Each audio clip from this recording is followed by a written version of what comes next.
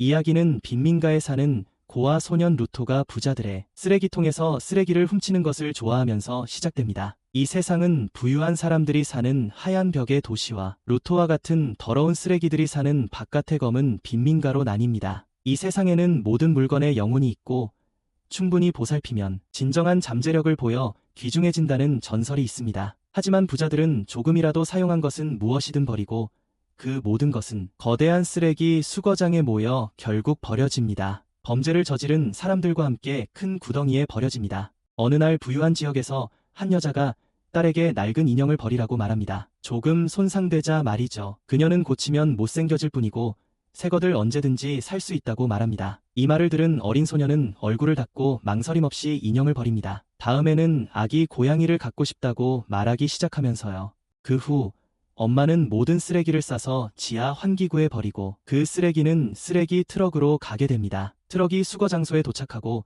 루토는 트럭에서 뛰어내려 옆방 중 한 곳으로 들어가 쓸만한 것을 찾습니다. 거기서 그는 실수로 너무 큰 소리를 내서 경비원이 눈치채게 됩니다. 경비원은 재빨리 침입하여 소년에게 총을 겨누고 그가 악명 높은 쓰레기 약탈자인지 묻고는 경보 버튼을 눌러 지원을 요청합니다. 루토는 가장 가까운 잡동사니를 움켜쥐고 경비원들에게 던집니다. 썩은 달걀 몇 개가 그들의 깨끗한 제복에 튀었고 그것만으로도 그들은 너무 역겨워서 반응할 수 없어 얼어붙게 됩니다. 그들이 충격에 빠져 있는 동안 루토는 뒤도 돌아보지 않고 환기구를 통해 다시 올라갑니다. 그는 출구 근처 지상에 도착하지만 그의 눈앞에서 문이 쾅 닫히면서 운이 바뀝니다.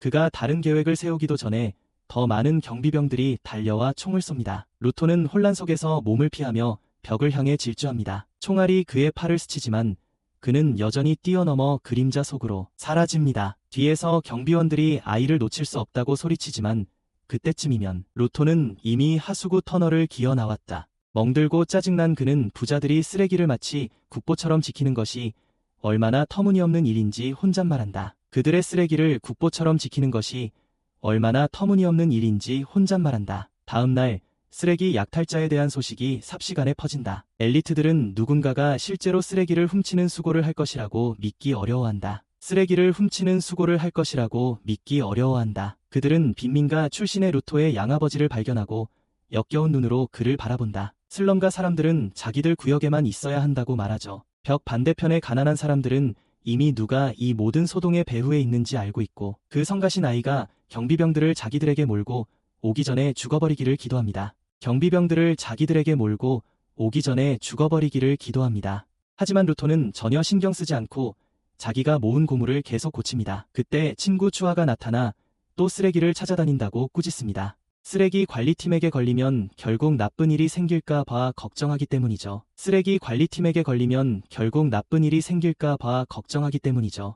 루토는 부자들이 멀쩡한 물건들을 버리고 자신은 그걸 고쳐서 빈민가 사람들에게 팔아 생계를 유지한다고 말합니다. 그 물건들을 진정으로 아껴줄 사람들에게요. 그때 불량배들이 나타나 그를 놀리며 이 지역의 악취의 근원을 드디어 찾았다고 말합니다. 심지어 추아에게도 그와 어울리지 말라고 합니다. 그녀도 쓰레기 냄새가 날 테니까요. 그중 한 명이 루토의 물건을 넘어뜨리며 아무도 그걸 사지 않을 거라고 말합니다. 그들은 그의 손을 비웃으며 너무 더러워서 더러운 장갑으로 가려야 한다고 말합니다. 그것들을 루토는 모든 괴롭힘 속에서도 조용히 있었지만 그들이 그를 미친 살인자의 아들이라고 부르는 순간 그의 내면에서 무언가가 터져 나옵니다. 괴롭히는 아이들은 빈민가가 그와 같은 범죄자들을 가두기 위해 만들어졌고 그들이 존경심을 되찾음으로써 그것을 고치려고 노력하고 있다고 자랑하기 시작합니다. 하지만 그들은 루토의 아버지가 연쇄 살인범이라는 평판으로 그들이 노력한 모든 것을 망쳤다고 말합니다. 루토가 그들을 쏘아보자 그들은 움찔하며 마지막으로 그가 아마 아버지처럼 될 거라고 모욕하고는 겁먹어 도망간다. 그들이 가고 난 후 추아가 다가와 그를 진정시키려 한다. 그녀는 여전히 그를 믿는다고 말한다. 그러다 그녀의 눈이 아까 그 인형에 닿고 그녀는 감탄하며 미소 짓는다. 지금 얼마나 멋져 보이는지. 루토는 팔지 않는다고 말하지만 막 그녀에게 주려 할 때 추아의 엄마가 나타나서 그녀를 끌어당겨 그 이상한 녀석과 또 어울린다고 그녀를 꾸짖어. 상처받은 루토는 양아버지 렉토를 보러 집으로 가고 렉토는 그를 놀리기 시작해. 그의 행동을 흉내내며 루토가 그 귀여운 여자아이에게 장난감을 주면서 꼬시려고 했다고 농담해. 루토는 자신이 지켜보고 있었다는 사실조차 몰랐기 때문에 창피해서 얼굴이 빨개져. 보고 있었다는 걸. 그 노인은 루토의 쓰레기 줍는 것을 언급하며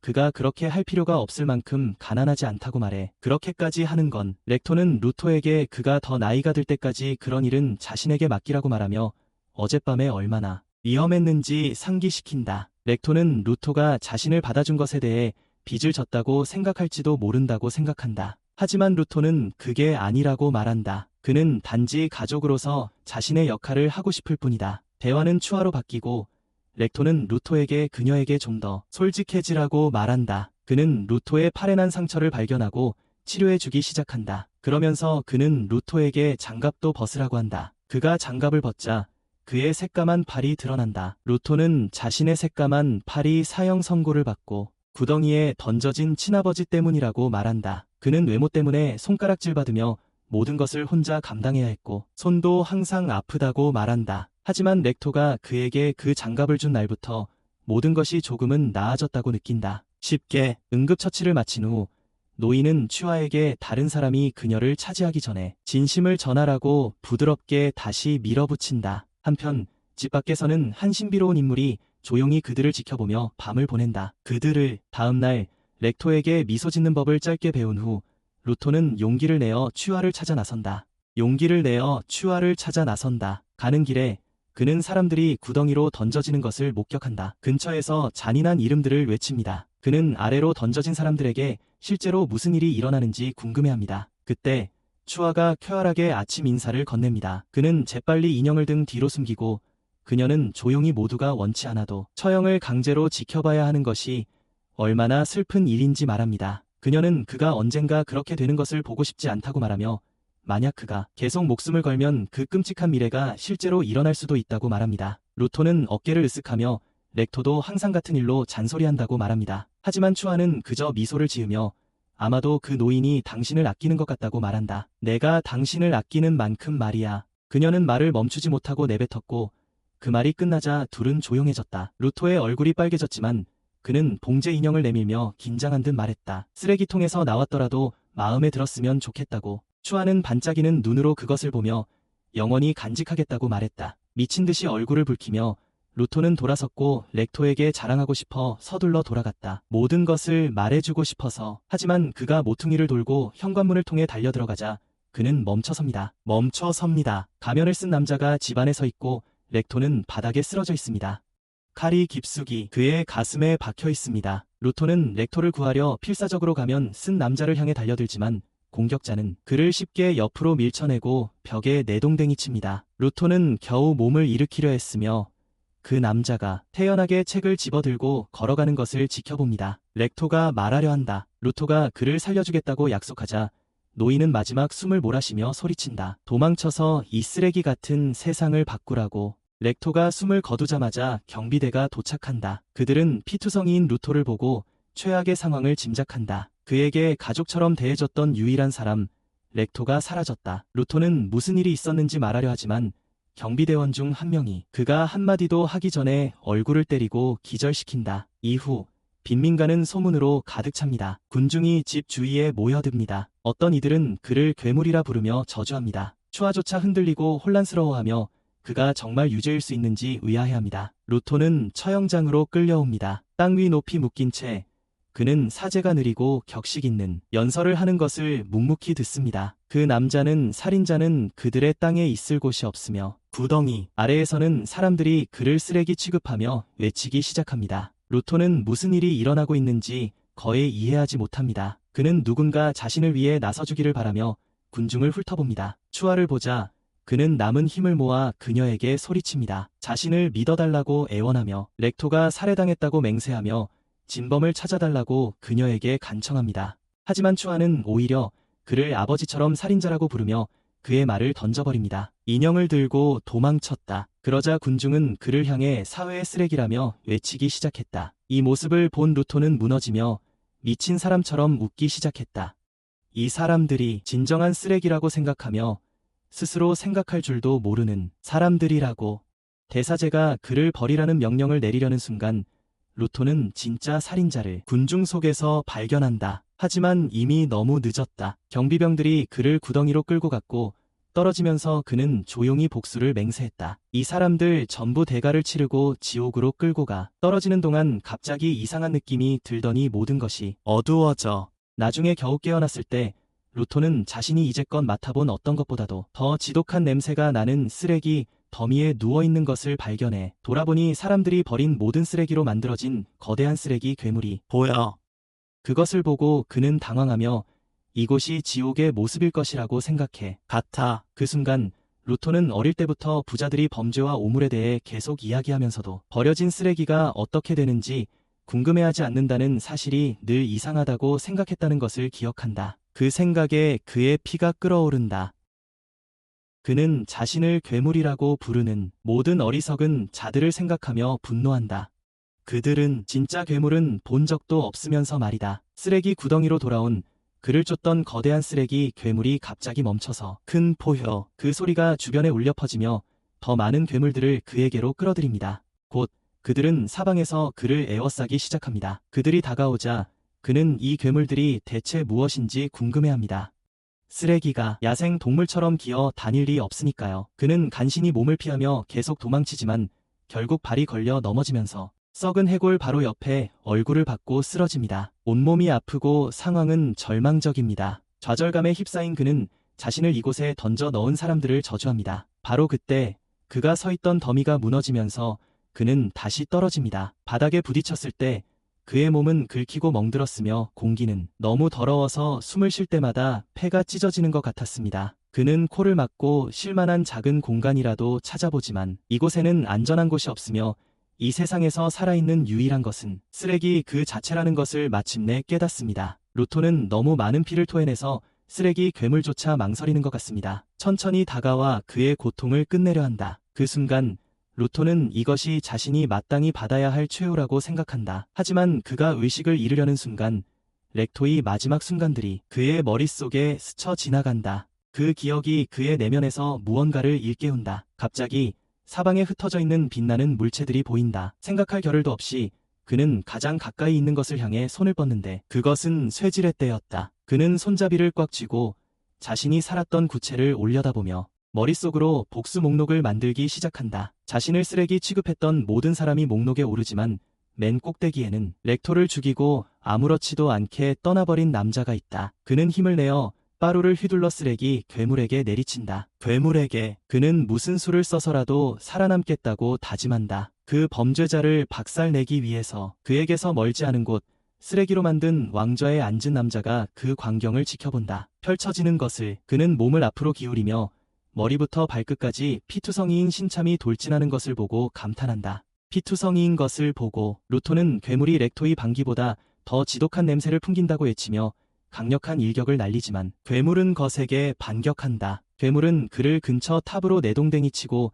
잔해에 깔려 거의 죽을 뻔하게 만든다. 먼지가 가라앉기도 전에 루토는 더 큰 세막대기를 잡고 그것을 던진다. 괴물의 얼굴에 부메랑을 정통으로 날립니다. 바로 그때 괴물 중 하나가 아래에서 튀어나와 루토에게 일격을 가하자 루토는 피를 토하며 쓰러질 정도로 심한 부상을 입습니다. 괴물들이 그를 끝장내려 다가오자 그의 내면에서 무언가가 다시 끓어오릅니다. 그들이 덮치기 직전 그는 그들을 노려보며 반격합니다. 그는 괴물들의 팔을 잘라내고 강철판을 움켜쥐더니 그들 중 하나를 깔끔하게 반으로 베어버립니다. 그가 반대편으로 걸어나가자 괴물은 그의 뒤에서 폭발합니다. 이염이 사라지자 루토는 완전히 기진맥진한 채 무릎을 꿇고 다시 한번 절망감을 느낍니다. 하지만 그의 불운은 아직 끝나지 않았습니다. 더 크고 사악한 괴물이 그의 뒤에 나타나 포효하며 더 많은 지원군을 불러냅니다. 루토는 쓰레기 언덕을 가로질러 도망치지만 괴물은 땅을 내리쳐 그를 헝겊 인형처럼 공중으로 날려버리는 충격파를 보냅니다. 눈을 떴을 때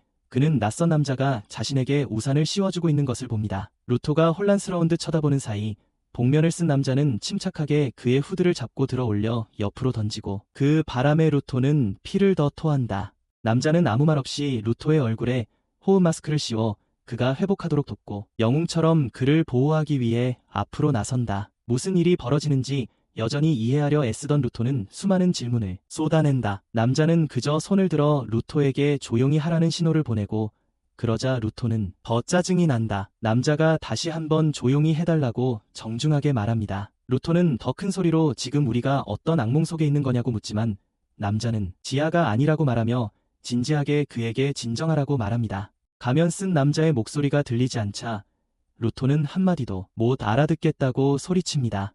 결국 남자는 폭발하여 루토에게 소리 지르는 걸 멈춰야 할 뇌 없는 원숭이라고 소리칩니다. 루토 때문에 근처의 모든 괴물들이 이쪽으로 오고 있다며 화를 냅니다. 루토의 입이 방정이지. 그러더니 이 생물들을 쓰레기 괴물이라고 부르며 특별한 무기로 처리하지 않으면 계속해서 다시 나타난다고 설명해. 괴물들이 다가오는데도 가면 쓴 남자는 아무렇지도 않다는 듯 계속 말을 해. 괴물들이 공격하기 직전 그의 우산이 빛나기 시작하더니 날카로운 칼날이 위에서 튀어나와 경고도 없이 그는 우산을 돌려 쓰레기 괴물들을 산산조각 내 공중으로 흩뿌려. 루토는 산산조각 난 부품들이 먼지로 변하는 것을 보며 그 우산이 저 남자가 말했던 특수무기 중 하나임을 깨닫는다. 하지만 생각할 시간은 없다. 더 많은 괴물들이 나타나고 가면 쓴 남자는 망설임 없이 돌진한다. 첫 번째 괴물은 닿자마자 폭발하고 그 후 그는 루토가 따라잡을 수 없을 정도로 빠른 속도로 다른 괴물들에게 뛰어든다. 그가 부드럽게 착지하고 우산을 낙하산처럼 펼쳐 내려오는 것을 보며 루토는 이것이 바로 자신이 바라던 모습이라고 생각하며 경외감과 질투심을 느낀다. 렉토이 복수를 하려면 그에게 필요한 힘을. 바로 그때 쓰레기 괴물 중 하나가 입에 검은 진흙 공격을 모아 그들에게 발사합니다. 하지만 가면 쓴 남자가 제때 우산으로 막아내자 진흙은 충돌하며 폭발합니다. 지체 없이 괴물의 머리로 뛰어올라 특수 기술인 옥타 슈레더를 사용하는데 이 기술은 괴물의 두개골을 잭해머처럼 뚫어 완전히 부서뜨립니다. 싸움이 끝난 후 그는 루토에게 다가가 상태를 살피더니 시끄러운 아이가 아직 살아있는 것에 놀란 듯 보인다. 루토가 힘없이 누구냐고 묻자 남자는 가면을 벗고 자신을 더 클리너스의 엔진이라고 소개한다. 하지만 루토에게서 나는 노인 기저귀 냄새를 맡자마자 그는 재빨리 가면을 다시 쓰고 그때 루토는 마침내 의식을 잃는다. 꿈속에서 루토는 또다시 괴롭힘을 당하고 진흙투성이가 되어 집에 돌아왔던 때를 기억해낸다. 그는 렉토에게 물건에도 감정이 있다고 말해서 그렇게 됐다고 했죠. 렉토는 화를 내기보다 웃으며 루토가 싸우지 않은 것이 자랑스럽다고 말했습니다. 싸우지 않은 것이 자랑스럽다고 말했습니다. 하지만 루토는 여전히 그를 보며 사람들이 아끼는 물건들은 렉토가 예전에 말했던 것처럼 정말 살아난다고 믿는다고 말했습니다. 그 말을 듣고 렉토는 머리를 극적이며 그 이야기는 문자 그대로 받아들이라는 뜻이 아니었다고 인정했습니다.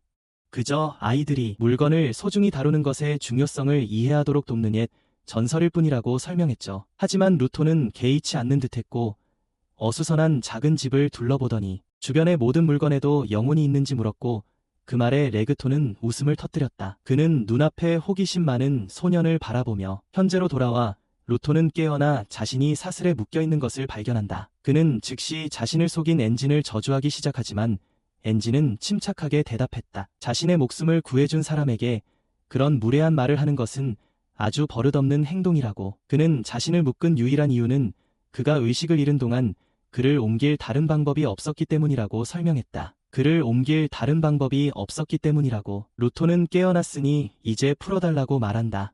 더 중요한 일이 있기 때문이다. 중요한 일이 있기 때문이다. 그는 렉토를 죽인 놈을 찾아 복수해야 한다고 말한다. 엔진은 잠시 멈칫하더니 현실을 직시하게 한다. 지금 당장은 돌아갈 수 없다고 말한다. 그는 루토가 온 세상이 스피어라고 불리며 하늘 높이 떠있고 끊임없이 움직이기 때문에 지금은 도달하는 것이 불가능하다고 설명한다. 지금은 불가능하다고 설명한다. 루토는 엔진의 말에 지금은이라는 단어가 언젠가는 가능할 수도 있다는 뜻이라며 지적합니다. 그는 흥분해서 엔진에게 스피어, 괴물, 그리고 그가 사용한 이상한 힘에 대해 모든 것을 말하라고 소리칩니다. 그는 렉토이 살인자를 처벌하기 위해 필요한 모든 답을 얻을 때까지 가만히 있지 않을 것이라고 말합니다. 엔진은 루토의 끊임없는 고함에 지쳐 마침내 인내심을 잃고 가면을 벗어 던지며 루토에게 구덩이가 정말 어떤 곳인지 알 때가 되었다고 말합니다. 그는 아무 설명도 없이 루토를 붙잡고 개처럼 끌고 가서 황무지를 가로질러 인적 없는 곳에 도착한다. 그곳에서 그는 루토를 탁 트인 곳에 던져두고 즐거운 시간을 보내라고 말한다. 루토는 어떤 교훈인지도 듣지 못했다고 소리치기 시작하지만 가면을 쓴 사람들이 자신을 똑바로 쳐다보는 것을 알아차리자마자 금세 조용해진다. 그들 중 한 명인 빨간 셔츠를 입은 남자는 아이를 보자마자 흥분하기 시작한다. 침을 좀 흘리며 오늘이 자기 운 좋은 날인지 혼잣말로 궁금해한다. 루토의 옷을 자세히 보더니 그 아이가 스피어 출신일지도 모른다고 추측하지만 다른 사람들은 회의적이다. 빨간 셔츠가 어디서 왔냐고 묻고 루토가 위에서 떨어졌다고 하자 모두 가면을 벗어던지고 그에게 달려들어 거해 흥분으로 터질 듯하다. 처음에는 진짜 스피어라면 자신들의 언어를 이해하지 못할 것이기에 그가 거짓말한다고 생각하지만 빨간 셔츠는 확실히 하기 위해 루토의 얼굴을 만지려고 다가간다. 그를 아주 질리게 하죠. 그러더니 갑자기 빨간 셔츠가 사과하며 그를 풀어주겠다고 제안해요. 루토가 겪었을 일에 대해 미안함을 느끼기 때문이죠. 잠시 동안 루토는 엔진과는 달리 괜찮은 사람들을 만났다고 생각하기 시작해요. 그는 괜찮은 사람들을 만났다고 생각하기 시작해요. 하지만 루토가 사기를 당하고 트럭 뒤에 묶여있는 걸 발견하면서 상황은 급변해요. 트럭 뒤에 묶여있는 걸 발견하면서 가면을 쓴 갱단은 그가 발버둥 치는 걸 보며 활짝 웃어요. 그들처럼 그를 이용하는 사람들은 수백만 달러의 가치가 있는데 그들을 놓아줄 수 없어요. 그러자 레드셔츠가 섬뜩한 표정을 지으며 사람들이 왜 그렇게 기꺼이 돈을 지불하는지 설명합니다. 이 모든 것은 스피어리츠가 끝없는 쓰레기를 버려 공기를 오염시키고 이곳의 삶을 더 힘들게 만들기 때문입니다. 숨쉬는 것조차 고통스럽고 죽지 않는 괴물들이 집을 파괴하고 가정을 짓밟습니다. 그래서 스피어에서 누군가가 나타나면 사람들은 그를 가능한 한 오랫동안 고통스럽게 만들고 싶어 합니다. 그렇게 말한 후 레드셔츠는 신이 납니다. 루토를 고문하려 했지만 지금은 살려둬야만 했다. 그래서 썩은 음식을 입에 쑤셔 넣어 고통받는 모습을 보며 이 동네 도련님에게는 순수한 고통일 거라고 생각했다. 하지만 경악스럽게도 루토는 이빨로 손가락 살점을 벗겨내 역겨운 음식을 아무렇지도 않게 먹고는 노려봤다. 조롱당하고 바보 같은 별명에 지친 루토는 너무 화가 나서 장갑이 발동했다. 그는 사슬을 끊고 누구에게도 더 이상 모욕당하지 않겠다고 말했다. 멀리서 지켜보던 엔진은 자신의 의심이 옳았음을 확인합니다. 루토는 기버, 즉 사물의 생명을 불어넣을 수 있는 희귀한 인간 중 한 명입니다. 갱단은 당황하여 사슬이 루토의 무기라고 생각하고 그를 다시 묶으려 합니다. 무기라고 생각합니다. 하지만 루토는 근처의 타이어를 변형시켜 그들을 침묵시킵니다. 기버는 한 가지 이상의 사물을 다룰 수 없다고 알려져 있었기에 모두가 충격을 받습니다. 나머지 폭력배들을 처리한 후 루토는 레드셔츠를 완전히 끝장내려 하지만 엔진이 제때 나타나 그를 막습니다. 그 순간 루토는 정신이 번쩍 들면서 렉토의 말을 떠올립니다. 장갑을 챙기라는 말이었죠. 엔진은 자신이 아이를 너무 몰아붙였다는 것을 깨닫고 사과하며 단지 루토에게 정말 힘이 있는지 확인하고 싶었다고 말합니다. 이제 진실을 알았으니 클리너들과 함께 싸우는 것에 동의한다면 모든 것을 말해주겠다고 약속합니다. 나중에 메마르고 황폐한 황무지에서 옥상에 앉아있는 한 남자가 엔진에게서 메시지를 받고 한숨을 쉽니다. 하지만 엔진은 아무도 없는 곳에서 길을 잃은 타고난 재능을 찾았다고 약속합니다. 그는요, 대머리 의사가 루토를 치료하는 동안 엔진은 그에게 이런 능력은 본 적이 없다며 곧 신입을 소개하겠다고 말합니다. 루토는 재빨리 끼어들어 아무것도 합류하기로 동의한 적이 없다고 말하지만 그가 말을 계속하기 전에 대머리 여자가 그를 침묵시킵니다. 그녀는 그에게 운 좋은 녀석이라며 독성 공기를 더 오래 마셨다면 죽었을 거라고 꾸짖습니다. 그도 납치됐으니 금발의 친절한 남자에게 무릎 꿇고 감사해야 한다고 말해요. 금발 남자에게. 그러고는 둘 다 내쫓는데 그녀의 고함 소리가 너무 커서 루토가 문을 쾅 닫아버려요. 얼굴 앞에서 계산해줘서 고맙다고 엔진에게 말하지만 지금 당장은 정보가 필요하다고 해요. 정보. 어떤 갱단에도 휘말릴 시간이 없다고 말해요. 엔진은 침착하게 자신이 영혼이며 이미 무슨 일이 일어났는지 봤다고 상기시켜줘요. 그 같은 사람들이 잡혔을 때. 그러자 엔진은 정색하며 이곳은 사람들이 그냥 정보를 공짜로 주는 곳이 아니라고 말합니다. 그는 루토를 사이버펑크 꿈에서나 나올 법한 네온 도시로 데려가 빅맥을 사줍니다. 루토는 며칠 굶은 듯 허겁지겁 먹으며 믿을 수 없어 합니다. 그는 구덩이가 쓰레기로 가득 찬 곳이라고 생각했지만 이곳은 진짜 음식이 있는 진짜 도시였습니다. 엔진은 그의 이름을 묻고 꽤 남자답다고 말합니다. 그는 루토에게 지상에서의 삶을 간략하게 설명해줍니다. 그는 이곳에서 처리해야 할 것이 쓰레기,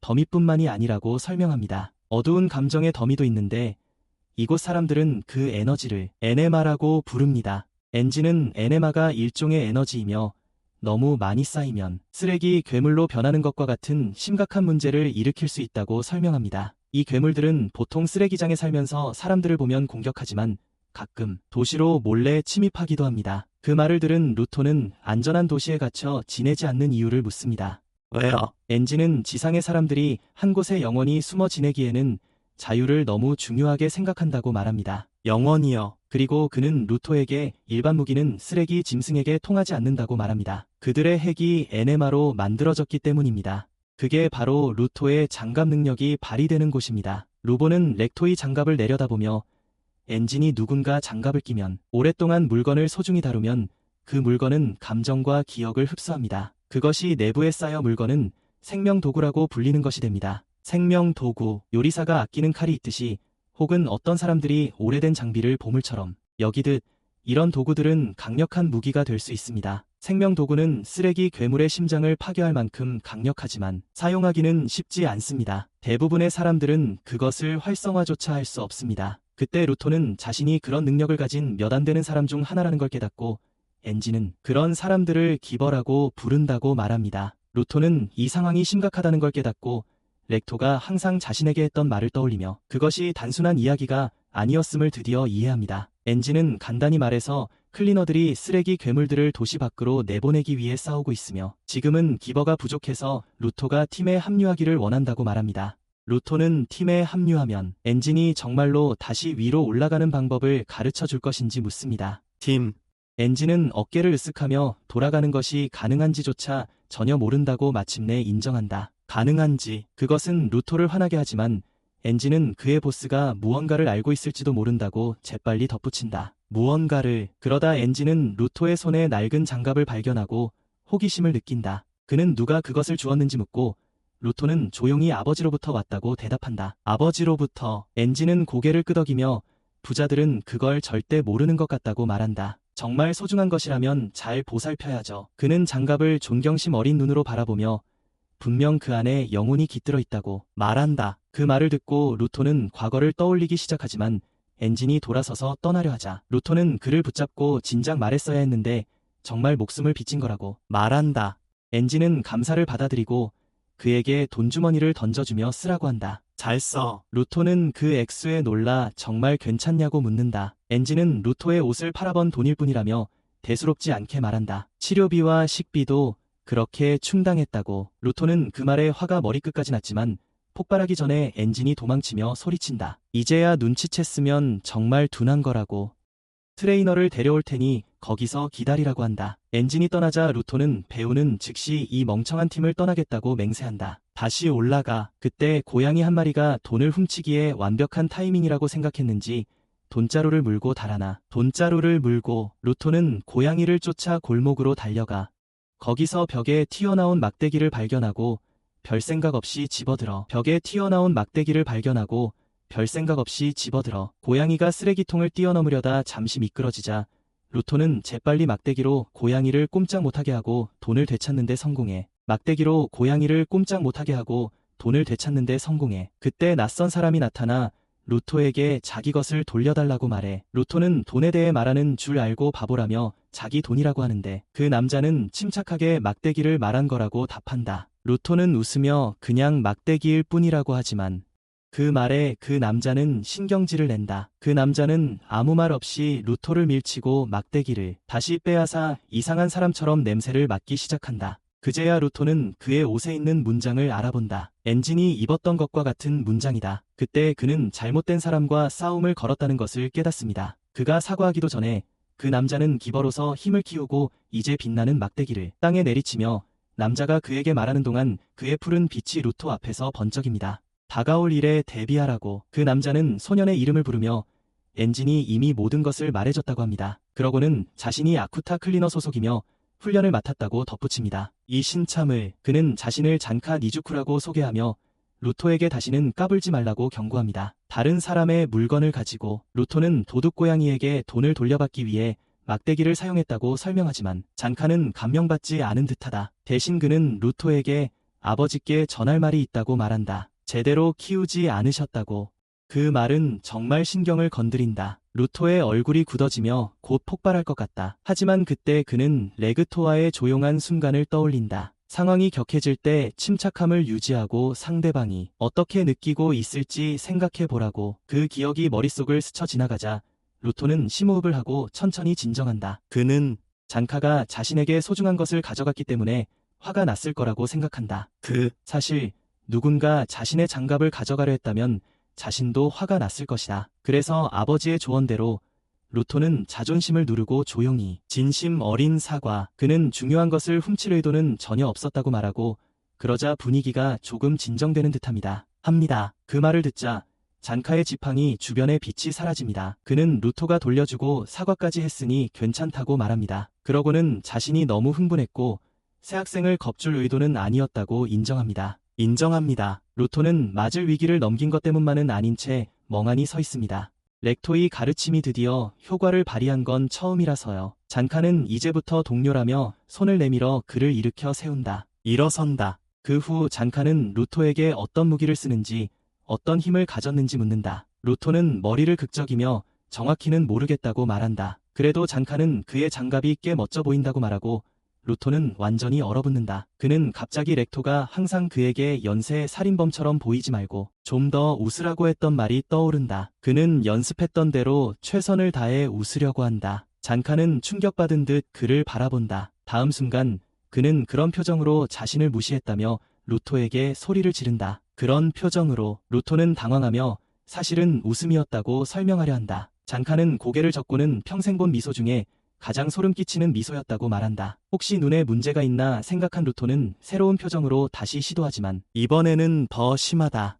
그걸 본 장카는 턱을 굳히고 꼬마에게 싸울 거냐고 묻는다. 둘은 장카가 진지해지기 전까지 놀이터 아이들처럼 투닥거린다. 장카는 루토에게 재능만으로는 부족하다고 말한다. 다른 사람들이 매일 목숨을 걸고 사람들을 지키기 위해 싸우는데 너 혼자만의 목표를 위해 일할 수는 없어. 그리고 루토가 자신이 무엇을 위해 싸우는지조차 이야기할 준비가 안 되어 있다면 그 목표 또한 별 가치가 없을지도 몰라. 장카가 렉토의 마지막 소원을 하찮다고 말하는 것을 듣자 루토는 마침내 폭발하며 말한다. 닥치라고 합니다. 그는 이 일에 대해 진지하며 누구도 얕잡아 보게 두지 않겠다고 말합니다. 장카는 비웃으며 처음 만났을 때부터 서로 잘 지내지 못할 거란 걸 알았다고 말합니다. 루토는 동의하며 자신의 주장을 증명할 준비를 하고 무기를 들어 올립니다. 그때 장카는 이상한 점을 발견합니다. 루토는 단순히 장갑만 사용하는 것이 아니라 완전히 다른 무기를 들고 있습니다. 루토가 무엇이든 바꿀 수 있는 힘을 가졌을지도 모른다는 생각이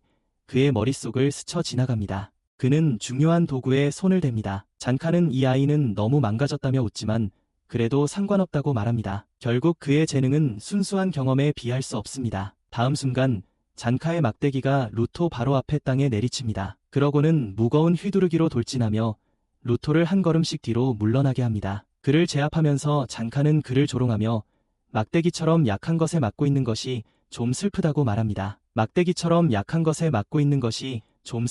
말합니다. 루토가 마침내 한 번 쳤고 그것은 장카의 뺨을 간신히 스쳤지만 그가 할 수 있기 전에 남자는 한 번의 깔끔한 일격으로 지팡이를 내리쳐 그를 쓰러뜨립니다. 장카는 낄낄 웃으며 이 아이의 힘이 별거 아닐 수도 있다고 생각하기 시작합니다. 하지만 그때 그는 이상한 냄새를 맡습니다. 뺨에 묻은 자국을 내려다보며 그의 얼굴 전체가 공포에 질려 일그러집니다. 루토는 그냥 아무 막대기나 사용한 것이 아니었습니다. 그는 변기 뚫어뻥으로 싸우고 있었습니다. 그리고 이제 장카의 얼굴에는 똥이 묻어 있습니다. 그걸 본 장카는 루토에게 멈추라고 애원하지만 루토는 결벽증 환자의 항의를 무시하고 마치 전설의 검처럼 그에게 뚫어뻥을 휘두른다. 방금 전까지 자신만만했던 장카는 갑자기 방어 모드로 전환하며 눈에는 공포가 가득한 채 모든 공격을 피한다. 그렇게 도망 다니는 모습을 보며 루토는 이 어설픈 무기가 어떻게 이렇게 잘 통하는지 의아해한다. 그는 이제 숙련된 전사라기보다는 목숨을 구걸하는 피해자처럼 보이는 그의 트레이너를 뒤쫓는다. 추격전은 골목을 빠져나올 때까지 계속되고 바로 그때 아까 그 고양이가 다시 나타나 장카를 넘어뜨립니다. 루토가 다시 휘두르고 이번에는 플런저가 장카의 옷에 그대로 튀어 더러움에 흠뻑 젖고 완전히 패배하게 만듭니다. 얼마 후 엔진이 도착해서 늦었냐고 둘이 이미 절친이 되었냐고 태연하게 묻습니다. 차를 타고 가는 동안 상황을 설명해주자 엔진은 너무 웃겨서 트럭을 박을 뻔하고 루토가 제대로 된 똥세례로 승부를 결정지었다고 농담합니다. 잔카는 수치심에 얼굴을 감싼 채 침묵에 잠겨있고 루토는 어색한 자세로 웅크린 채 싸움이 얼마나 어리석었는지 그리고 자신이 얼마나 거만했는지 깨닫고 있다. 분위기를 전환하려 엔진은 루토에게 잔카가 사실 괜찮은 녀석이고 이제부터 그의 스승이 될 거라고 말한다. 그 말을 들은 잔카의 기분이 조금 나아지며 칭찬에 분명 기뻐하고 있다. 바로 그때 료라는 이름의 빨간 머리 소녀가 마치 원래 있었던 것처럼 뒷좌석에서 튀어나온다. 내내 거기 있었죠. 그녀는 무슨 일인지 궁금해서 보러 왔다고 말하며 루토의 머리카락을 가지고 놀기 시작합니다. 마치 몇 년 동안 알고 지낸 사이처럼요. 루토는 그 자리에 앉아 혼란스러워하며 어쩌면 구덩이 속 삶이 그렇게 나쁘지만은 않을지도 모른다고 생각합니다. 엔진은 계속 운전하며 다음 목적지가 클리너 본부라고 말합니다. 료가 루토의 머리카락을 계속 가지고 노는 동안 그들은 폐허가 된 건물들과 벽으로 둘러싸인 기지 밖에 산더미처럼 쌓인 폐차들로 가득한 고물상에 도착합니다. 엔진이 문을 통과해 안으로 주차한 후 료는 손을 털어냅니다. 만족스러운 표정으로 나가는 반면 루토는 그저 멍하니 서서 클리너의 본부로 밝혀진 거대한 건물을 바라봅니다. 그들이 안으로 들어서자 료는 그에게 작별 인사를 하고 엔진은 루토를 프런트 데스크로 불러 시무라는 여자를 소개합니다. 하지만 소개 도중 시무는 갑자기 그의 목에서 4인치 떨어진 곳을 찌르는데 그를 찌른 것이 아니라 근처에서 윙윙거리는 성가신 파리들을 찌른 것이었고 그와 엔진 둘 다 말문이 막힙니다. 그러자 그녀는 신입을 따뜻하게 환영하며 이미 들었지만 그의 재능과 엔진에서 온 그의 출신에 대해 듣고도 그녀는 여전히 그의 잠재력을 직접 확인하고 싶어합니다. 엔진은 시무의 중요한 도구가 그녀의 특별한 안경이라고 설명합니다. 그 안경은 사람들의 깊은 내면을 들여다보고 그들의 진정한 능력을 읽을 수 있게 해줍니다. 루토는 그런 중요한 도구가 존재한다는 것에 놀랍니다. 그녀가 안경을 활성화하고 눈이 금빛으로 빛나자 그녀는 잠시 루토의 마음속으로 들어가지만 즉시 튕겨나옵니다. 그것을 본 엔진은 그녀가 무엇을 보았는지 묻고 그녀는 그가 잘한다고 설명합니다. 물질적인 것들과 강하게 연결되어 있고 그의 중요한 도구와도 강한 유대감을 가지고 있지만 문제는 그 연결이 불안정하다는 것입니다. 즉, 그는 그것을 완전히 통제하기 위해 여전히 훈련이 필요합니다. 완전히 통제하기 위해 시무가 옆을 흘끗 보자 엔진은 다른 문제가 있냐고 묻고 그녀는 그에게 목에 똥이 좀 묻어있다고 아무렇지 않게 말하고 엔진은 웃음을 터뜨리며 파리들이 계속 그 주위를 맴돌았던 것이 당연하다고 말하며 루토에게 쓰레기장에서 노는 것을 그만두라고 놀립니다. 그가 그녀에게 감사 인사를 한 후 엔진은 그를 보스에게 데려가지만 나가는 길에 그는 시무의 표정이 여전히 심각하다는 걸 알아차린다. 걷는 동안 엔진은 총 100명 정도의 청소부들이 각기 다른 일을 하고 있지만 대부분은 보통 경기장 안을 돌아다니며 일을 처리한다고 설명한다. 그렇게 말하며 엔진은 루토에게 다른 사람들을 소개해주겠다고 제안하며 근처 방 문을 연다. 대부분 비어있을 거라고 생각했지만 12명이 넘는 청소부들이 안에 있고 그들에게 차가운 시선을 보내자 그는 재빨리 문을 닫고 나중에 해도 된다고 말한다. 그 후 그들은 보스의 방에 도착하고 루토가 바보처럼 걸어 들어가려는 순간 엔진은 루토가 아마도 불쑥 들어가 구체로 돌아가는 방법을 알려달라고 요구할 것을 알고 그를 멈춰 세웁니다. 그는 이곳에서는 공짜가 없으며 루토가 먼저 일을 해서 정보를 얻어야 할 것이라고 경고합니다. 그리고 그는 자신이 자신의 중요한 도구를 공개하기로 선택했지만 다른 사람의 도구에 대해 묻지 않는 것이 불문율이며 특히 자신의 비밀을 지키는 보스에게는 더욱 그렇다고 상기시킵니다. 그런데도 청소부들은 그를 믿는다. 깊은 한숨을 내쉰 루토는 마침내 방으로 들어가지만 방은 텅 비어있다. 그때 세무가 나타나서 사장님이 외출했다는 말을 깜빡했다고 아무렇지 않게 말한다. 루토는 실망하고 엔진은 미소를 지으며 사장님이 언제 돌아오냐고 묻지만 세무는 어깨를 으쓱할 뿐이다. 엔진은 시간을 좀 지켜야 할 사장에게 짜증이 난다. 리더라고 할 사람이 말이야. 그때 료가 뒤에서 슬쩍 다가와서 보스가 올 때까지 청소부로 합류할 수 없는 우리 주인공을 자신의 일에 견습생으로 데려가자고 제안한다. 그녀는 불편한 입장이 되어 더 알고 싶다고 말하며 논쟁한다. 그에 대해 그녀가 그를 받아들인 후 그들은 의뢰인의 요청에 대해 논의하기 시작한다. 근처 마을이 작은 쓰레기 괴물들의 위협에 직면해 있으며 그들은 단순히 그것들을 처리하고 싶어한다. 루토가 오염구역이 뭐냐고 묻자 세무는 엔진을 보며 왜 아직 신입에게 말해주지 않았냐고 묻습니다. 엔지는 아직 신입에게 말해주지 않았냐고 묻습니다. 엔지는 말하긴 했지만 더 쉽게 들리도록 쓰레기장이라고 이름을 바꿨다고 설명합니다. 더 쉽게 들리도록 쓰레기장이라고 이름을 바꿨다고 설명합니다. 세무는 그 남자를 얼간이라고 부르며 루토에게 설명하기 위해 돌아섭니다. 그녀는 그에게 땅이 두 구역으로 나뉘는데 하나는 인간이 사는 안전구역이고 다른 하나는 쓰레기 괴물들이 사는 오염구역이라고 말합니다. 오염구역이라고 말합니다. 그녀는 그가 예상치 못하게 떨어진 곳이 아주 특별한 무인지대라는 오염구역이라고 덧붙입니다. 현재 이런 곳이 4군데 있는데 대부분의 인간은 그곳에서 죽게 됩니다. 거대한 쓰레기 괴물들로 가득 차 있어서 주는 자들조차도 싸우기 힘들어하거든요. 그녀는 소년에게 엔진이 어떻게든 그런 곳으로 떠돌아간 것이 행운이었다고 말하며 그곳에서 뭘 하고 있었는지 묻습니다. 엔진이 어리석고 의미 없는 논쟁으로 끼어들고 접수원은 그리고 책상 밑에서 마스크를 꺼내 루토에게 건넵니다. 그녀는 루토에게 오염된 지역에 있을 때는 항상 마스크를 착용하라고 말합니다. 그곳에 유독한 대기를 마시면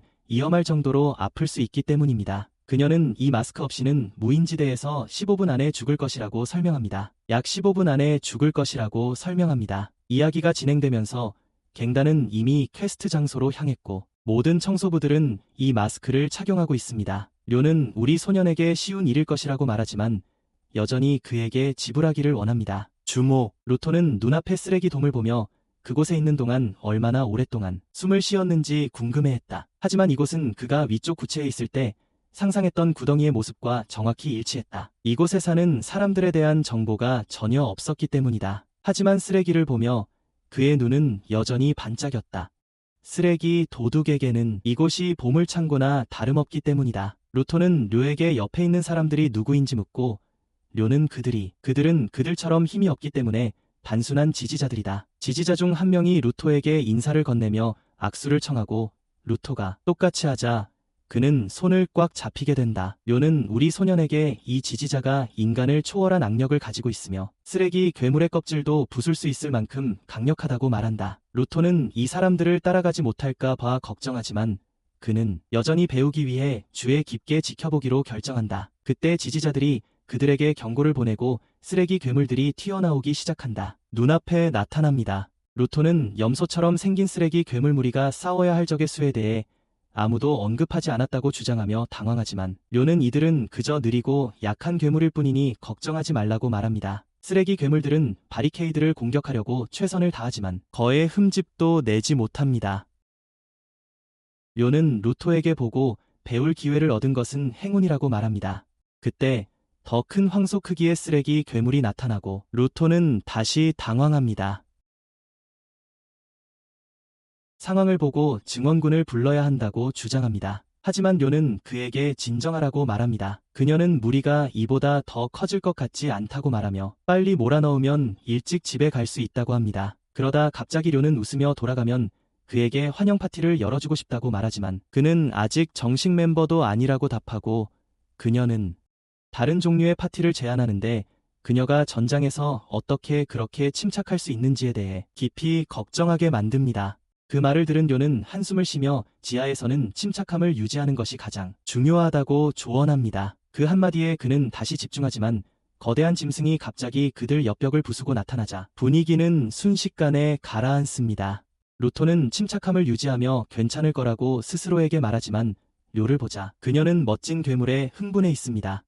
훈련에 이상적이지는 않지만 강한 적들은 그녀의 심장을 뛰게 하기 때문입니다. 그녀가 거대한 괴물과 싸우기 위해 얼마나 들떠있는지 보고 루토는 마치 괜찮다는 말만 반복하는 고장난 레코드처럼 그 후 그는 료의 손에 든 가위가 빛나기 시작하는 것을 알아차립니다. 온갖 야수들이 그녀에게 달려들자 그녀는 가위를 공중으로 던지고 가위는 공중에서 거대한 쌍으로 변합니다. 료는 적들 한가운데로 뛰어들어 발만으로 주변의 쓰레기 대야들을 모두 베어버리고 루토를 경악하게 만듭니다. 한 지원자가 설명하길 료는 리퍼라고 불리며 그녀는 발로 자신의 중요한 도구를 사용하는 희귀한 청소부 중 한 명입니다. 루토가 경외심에 지켜보는 동안 지지자는 멍하니 있지 말라고 경고하며 뒤에서 달려드는 황소를 막습니다. 그 남자는 맨손으로 황소의 얼굴을 으깨버린 후 료에게 던져주고 료는 황소를 깔끔하게 반으로 가르며 계속 던지라고 말합니다.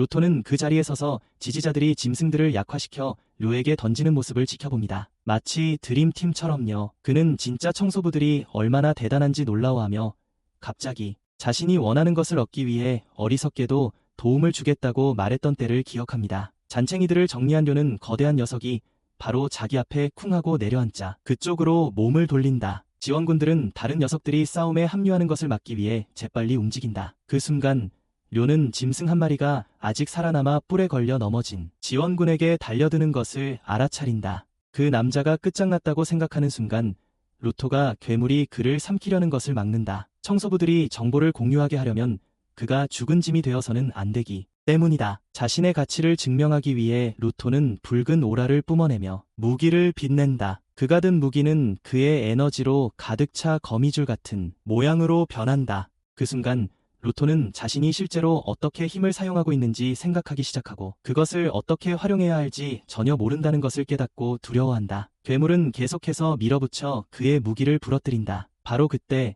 료가 나서서 소년에게 아주 잘했다고 말한다. 서포터들은 부주의했던 점을 사과하며 료에게 거대한 쓰레기 괴물에 대한 최신 정보를 묻습니다. 료는 그것이 일반적인 괴물이 아니라고 설명합니다. 아무리 여러 번 반으로 잘라도 쓰러지지 않기 때문입니다. 서포터들은 이 새로운 괴물에 대해 주변 마을과 기지에 알리기 위해 돌아가고 료는 다시 전투에 임합니다. 그녀는 괴물 위로 뛰어올라 머리에 두꺼운 전선들을 자르기 시작하고 그곳에서 무언가 빛나는 것을 발견합니다. 그녀는 저것이 무엇인지 궁금해하며 파괴하려 하지만 괴물은 고개를 젓고 그녀를 던져버립니다. 그 후 괴물은 머리카락을 다시 자라게 하고 힘을 키우기 시작하며 광폭해집니다. 그 후 괴물은 머리카락을 다시 자라게 하고 힘을 키우기 시작하며 광폭해집니다. 괴물의 공격 충격으로 땅이 갈라지고 그 공격은 루토와 다른 청소부에게 닿습니다. 루토는 간신히 피하지만 지금 자신이 얼마나 쓸모없는 존재인지 생각하며 괴물의 공격으로 생긴 구덩이로 떨어집니다. 바로 그때 한 지원자가 그를 들어올려 도망칩니다. 도망치면서도 루토에게 목표를 정했으면 계속 노력하라고 격려하며 그를 응원한다. 바로 그때 료는 괴물의 약점을 발견하고 머리에 빛나는 부분을 거대한 가위로 찔러 마침내 쓰러뜨린다.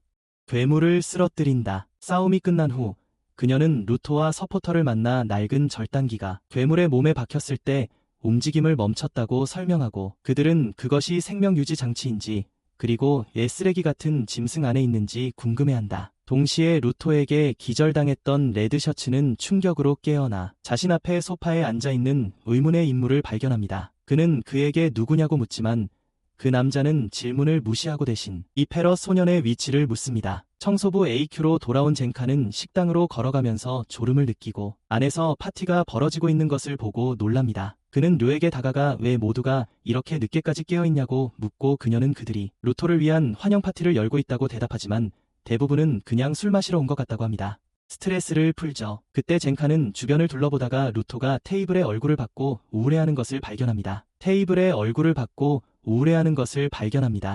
젠카는 주인공이 행복해하지 않는다는 것을 알아차리고 료는 그가 임무에서 자신의 중요한 도구를 제대로 사용하지 못했기 때문이라고 설명하고 젠카는 그가 꽤 한심하다고 생각합니다. 그 후 그는 료에게 이상한 쓰레기 괴물에 대해 묻고 그녀는 그 괴물의 핵이 평소처럼 평범한 물건이 아니었다고 설명합니다. 대신 그것은 중요한 도구에 의해 동력이 공급되었고 이것이 중요한 도구가 쓰레기 괴물을 만들어낸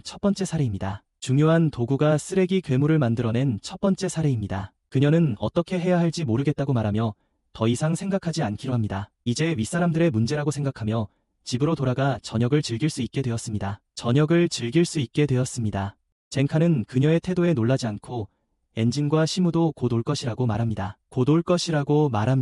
동시에 루토는 그리즈라는 지지자가 나타나자 말없이 장갑을 응시합니다. 테이블에 합류해 도움에 감사 인사를 전합니다. 그리즐은 루토에게 싸움에서 그가 기울인 노력을 봤다고 말하지만 루토는 아무것도 하지 않았다고 합니다. 그리즐이 팔로우의 목숨을 구했다고 말하자 루토는 그 이름을 알아보지 못하고 그리즐은 팔로우가 고글을 쓴 어린 지지자였는데 루토가 쓰레기 괴물을 막지 않았다면 거의 깔릴 뻔했다고 설명합니다. 여전히 루토는 자신의 힘을 쓸 수 없어서 료가 자신을 도와줘야 했다는 것에 좌절하며 자신은 지상에서 항상 통제력을 잃고 이런 식이었다고 말합니다. 레토가 그를 구하기 위해 그가 자신에게 화가 나는 이유는 항상 도움을 받아야 하고 기대에 미치지 못하기 때문이지만 그리즈가 다시 그에게 고마워하자 그는 놀란다. 그 남자는 대부분의 청소부들이 서포터들을 너무 약해서 거의 짐짝처럼 여겨 자신들을 끌어내린다고 생각하며 이제 대부분의 신입들도 그렇게 생각하지만 루토는 다르다고 말한다. 그리즈는 웃으며 팔로우가 괴물들과 싸우고 싶어서 합류했지만 무력하기 때문에 자신의 오브젝트를 돌보면서 열심히 일하고 있다고 말한다. 자신을 약골이라고 놀리던 기버들에게 복수하고 싶어 합니다. 기버가 되어서요. 그 후 그리즈는 루토에게 기대를 버리고 처음부터 자신의 목표가 무엇이었는지 기억하라고 조언합니다. 그 말을 들은 루토는 무엇이 되어야 할지 궁금해하고 그리즈는 그에게 구덩이에 던져졌을 때의 후회를 기억하면 목표가 자연스럽게 떠오를 것이라고 말합니다. 마지막으로 그리즈는 그에게 자신감을 가지라고 말하며 머리를 쓰다듬어 주는데 루토는 감격하지만 엔진이 그에게 기대면서 순간은 금세 망쳐집니다. 뒤에 엔진은 루토가 아직 안 먹었다는 것에 놀라고 료는 루토가 가장 많이 먹었음에도 불구하고 그를 위해 남은 음식이 없을 거라고 경고합니다. 그 말을 듣고 그리츠는 루토에게 자신과 다른 사람들과 함께 먹자고 초대하고 루토는 모두가 따뜻하게 자신을 보며 웃는 것을 보고 충격을 받지만 기쁘게 따라갑니다. 그 후 음악이 시작되고 낯선 남자가 벽에 스프레이 페인팅을 시작합니다. 벽에 엔진은 루토에게 가브이라는 이름을 주의 깊게 보라고 말합니다.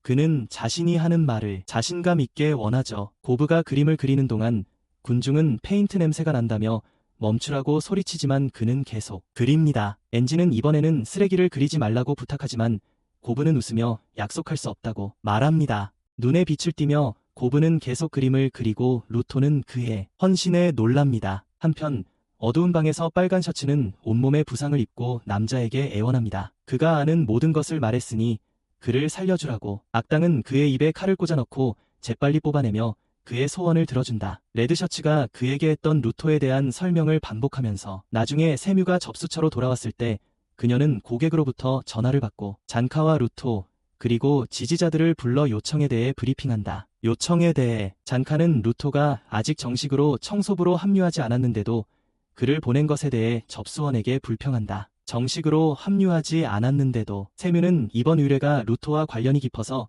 특별히 그를 불렀다고 대답합니다. 그와 관련이 깊어서요. 그녀는 한 상인이 오염지역을 지나다가 쓰레기 괴물에게 화물을 강탈당했고 이제 그들에게 물건을 되찾아 달라고 요청했다고 설명합니다. 그녀는 의뢰인이 루토처럼 영혼과 함께 살고 있으며 그래서 루토가 지상으로 돌아가는 길에 대한 힌트를 얻는데 도움이 될 수도 있다고 생각합니다. 그리즐은 루토가 걱정할 수도 있다는 것을 깨닫고 그에게 갈지 말지 선택할 수 있다고 말합니다. 루토는 자신이 다른 사람들에게 방해가 될까 봐 장갑을 보며 생각하지만 그래도 한번 시도해보기로 결심하고 함께 가겠다고 대답한다. 세뮤는 잔카가 불안해하는 것을 느끼고 엔진이 잔카는 모든 것을 해낼 수 있다고 말했다고 말하며 그를 격려한다. 이것은 잔카의 기분을 바꾸어 놓았고 그는 즐겁게 리더 역할을 맡는다. 임무를 가는 도중 루토는 그리즈에게 무기를 가지고 다니지 않냐고 묻는다. 그리즈는 여분의 칼이 있지만 맨손으로 싸우는 것을 선호한다고 설명한다. 맨손으로 싸우는 것을 선호한다고 설명한다. 팔로는 그리즈가 전투에 나갈 때마다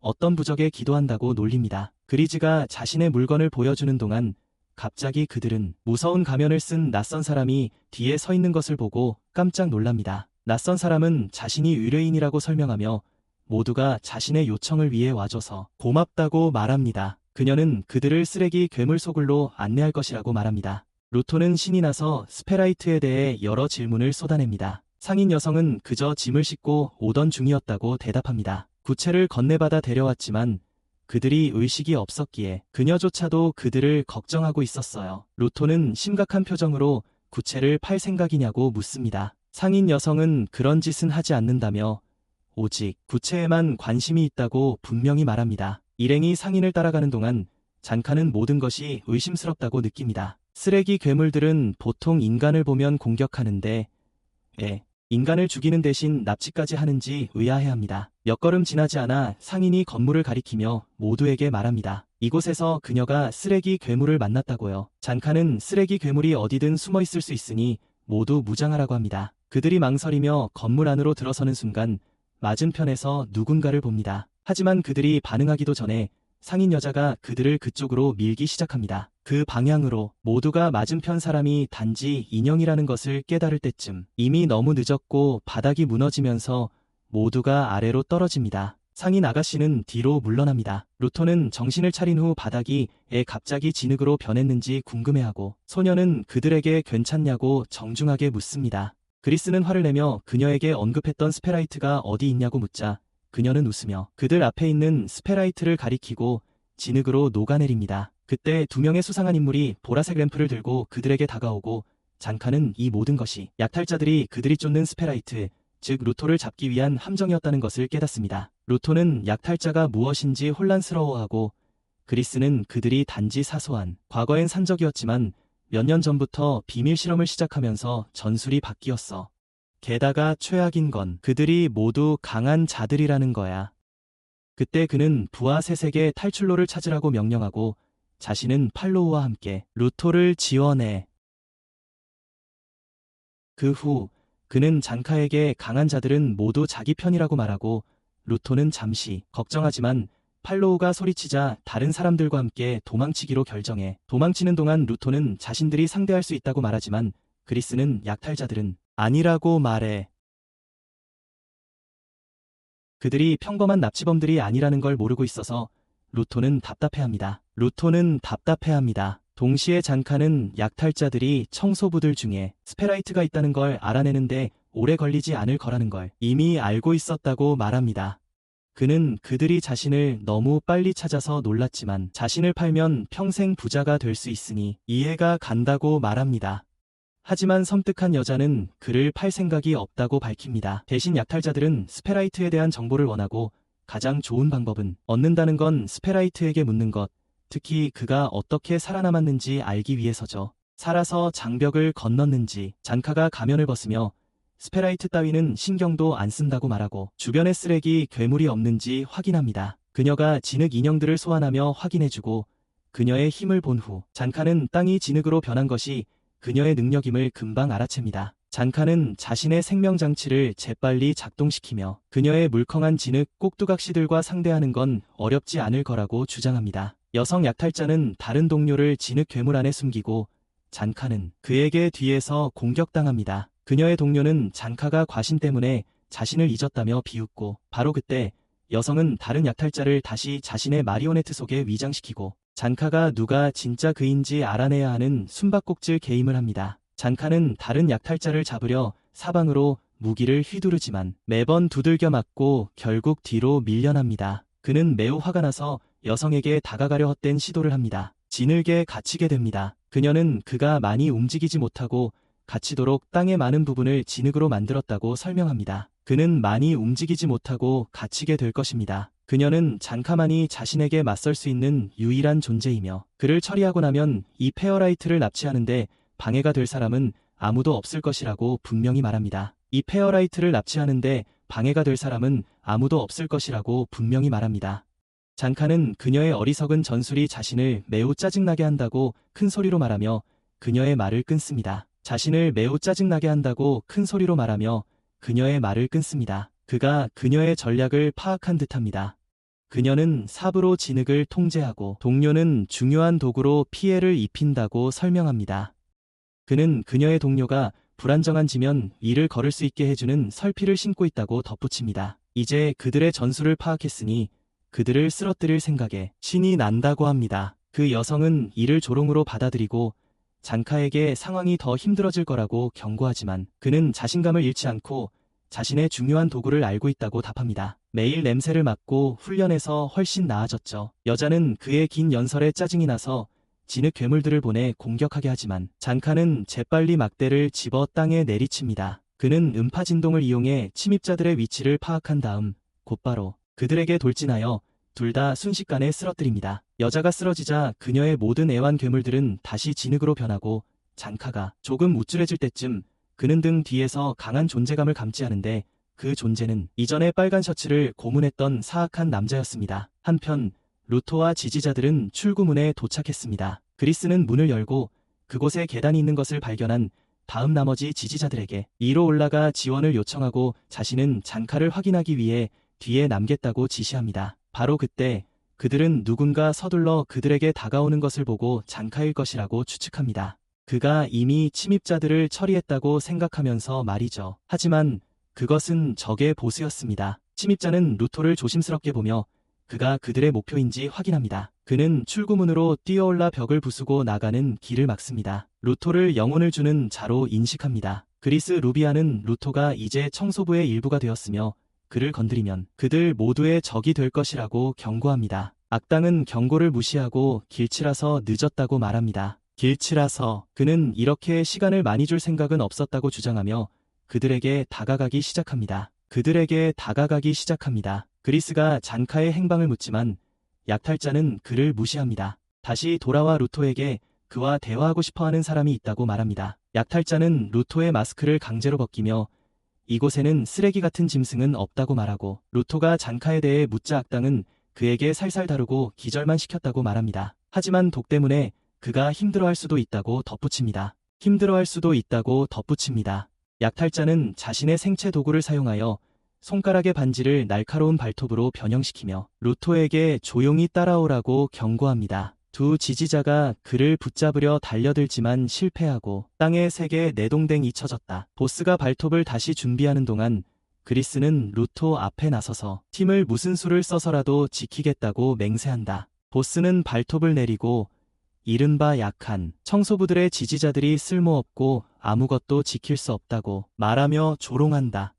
루토는 그리스에게 맨손으로는 침입자와 싸울 수 없으니 물러서라고 말하며 자신은 상대할 수 있다고 주장한다. 그러자 보스는 루토에게 화내지 않겠다고 약속하라고 말하며 자신이 아무도 보지 못한 공격으로 이미 그리스를 살해했어. 레이더는 그리스를 향해 발톱을 찔러 넣으며 그와 같은 나약한 놈들은 전혀 가치가 없다고 선언한다. 그리스가 죽으면서 행운의 부적이 떨어지고 루토가 재빨리 그것을 잡으려 손을 뻗는다. 루토의 기억이 번개처럼 스쳐 지나간다. 레그토가 집에 와서 그가 머리를 벽에 찍고 있는 것을 발견했을 때 마치 미친 사람처럼 얼굴에 피가 흥건했다. 어린 소년을 눕힌 후 레그토는 왜 그랬냐고 묻고 루토는 레그토가 다른 사람을 해치지 말라고 가르쳤기 때문이라고 대답한다. 소년이 자신을 해치는 모습을 보자 레그토는 머리가 아팠지만 앉아서 무엇 때문에 그랬는지 물어본다. 손의 고통이 희미해지기 시작했고 그는 사람들을 피하고 있었다.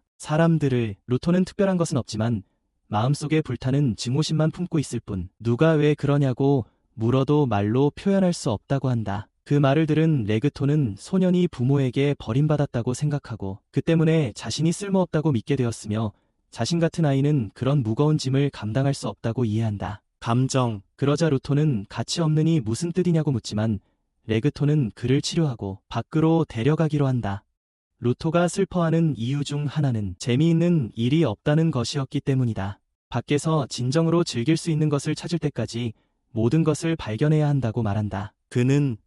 레그토는 그의 텅 빈 방이 사랑하는 것들로 채워질 날이 올 거라고 격려하며 만약 그가 떠나고 싶다면 미리 경고해 달라고 약속하게 한다. 소녀를 집에 데려왔다. 그 후 그들은 백워터 마을 도서관으로 가서 책을 읽고 그는 루토에게 축구를 가르치려 하지만 순수한 소녀는 공이 불쌍해서 공을 쓰다듬기 시작한다. 다음으로 그들은 요리를 시도하고 루토는 채소 써는데 아주 능숙하다는 것을 보여준다. 너무 잘해서 심지어 도마까지 썰어버린다. 대실패를 생각하며 렉토는 적어도 그 어린 소년이 에너지를 보여준 것에 기뻐하고 그들은 많은 시간을 보내며 그가 즐거워하는 것을 찾을 수 있다. 그때 루토는 쓰레기를 버리는 마을 사람을 보고 렉토에게 뭐라는 거냐고 묻습니다. 버려진 물건이 너무 신기해서 문을 박차고 들어가 쓰레기통으로 뛰어듭니다. 렉토가 따라잡았을 때 그는 소년이 물건을 꼭 껴안고 울고 있는 것을 봅니다. 렉토는 소년이 어떤 감정을 느끼는지조차 혼란스러워합니다. 루토는 앞으로 긴 수명을 가진 물건이 버려진 것이 끔찍하다고 울부짖습니다. 그저 조금 망가졌다는 이유만으로 버려지진 않아요. 그는 고치고 싶다고 계속 소리치고 렉토는 루토가 단순히 자신의 감정을 자신에게 투영하는 게 아니라 실제로 가치가 있다고 여기는 것을 깨닫습니다. 현재로 돌아와 루토는 그리스의 행운의 부적 안에 힘을 깨우고 아직 살아남으려 애쓰던 그리스는 예전에는 그걸 활성화할 수 없었는지 마침내 이해합니다. 지금까지 그 누구도 그것의 본질을 진정으로 이해하지 못했기 때문이죠. 루토의 능력은 단순히 무작위 물건을 핵심 도구로 바꾸는 것이 아닙니다. 오히려 그것들의 진정한 숨겨진 가치를 끌어냅니다. 루토는 행운의 부적을 큰 눈이 달린 방어용 무기로 변형시킵니다. 그리고 악당은 당황하는 대신 그저 그것을 탐냅니다. 악당은 호기심이 생겨 루토에게 이것이 그의 핵심 도구인지 묻고 에더에게 그것에 대해 모든 것을 알아내라고 시킵니다.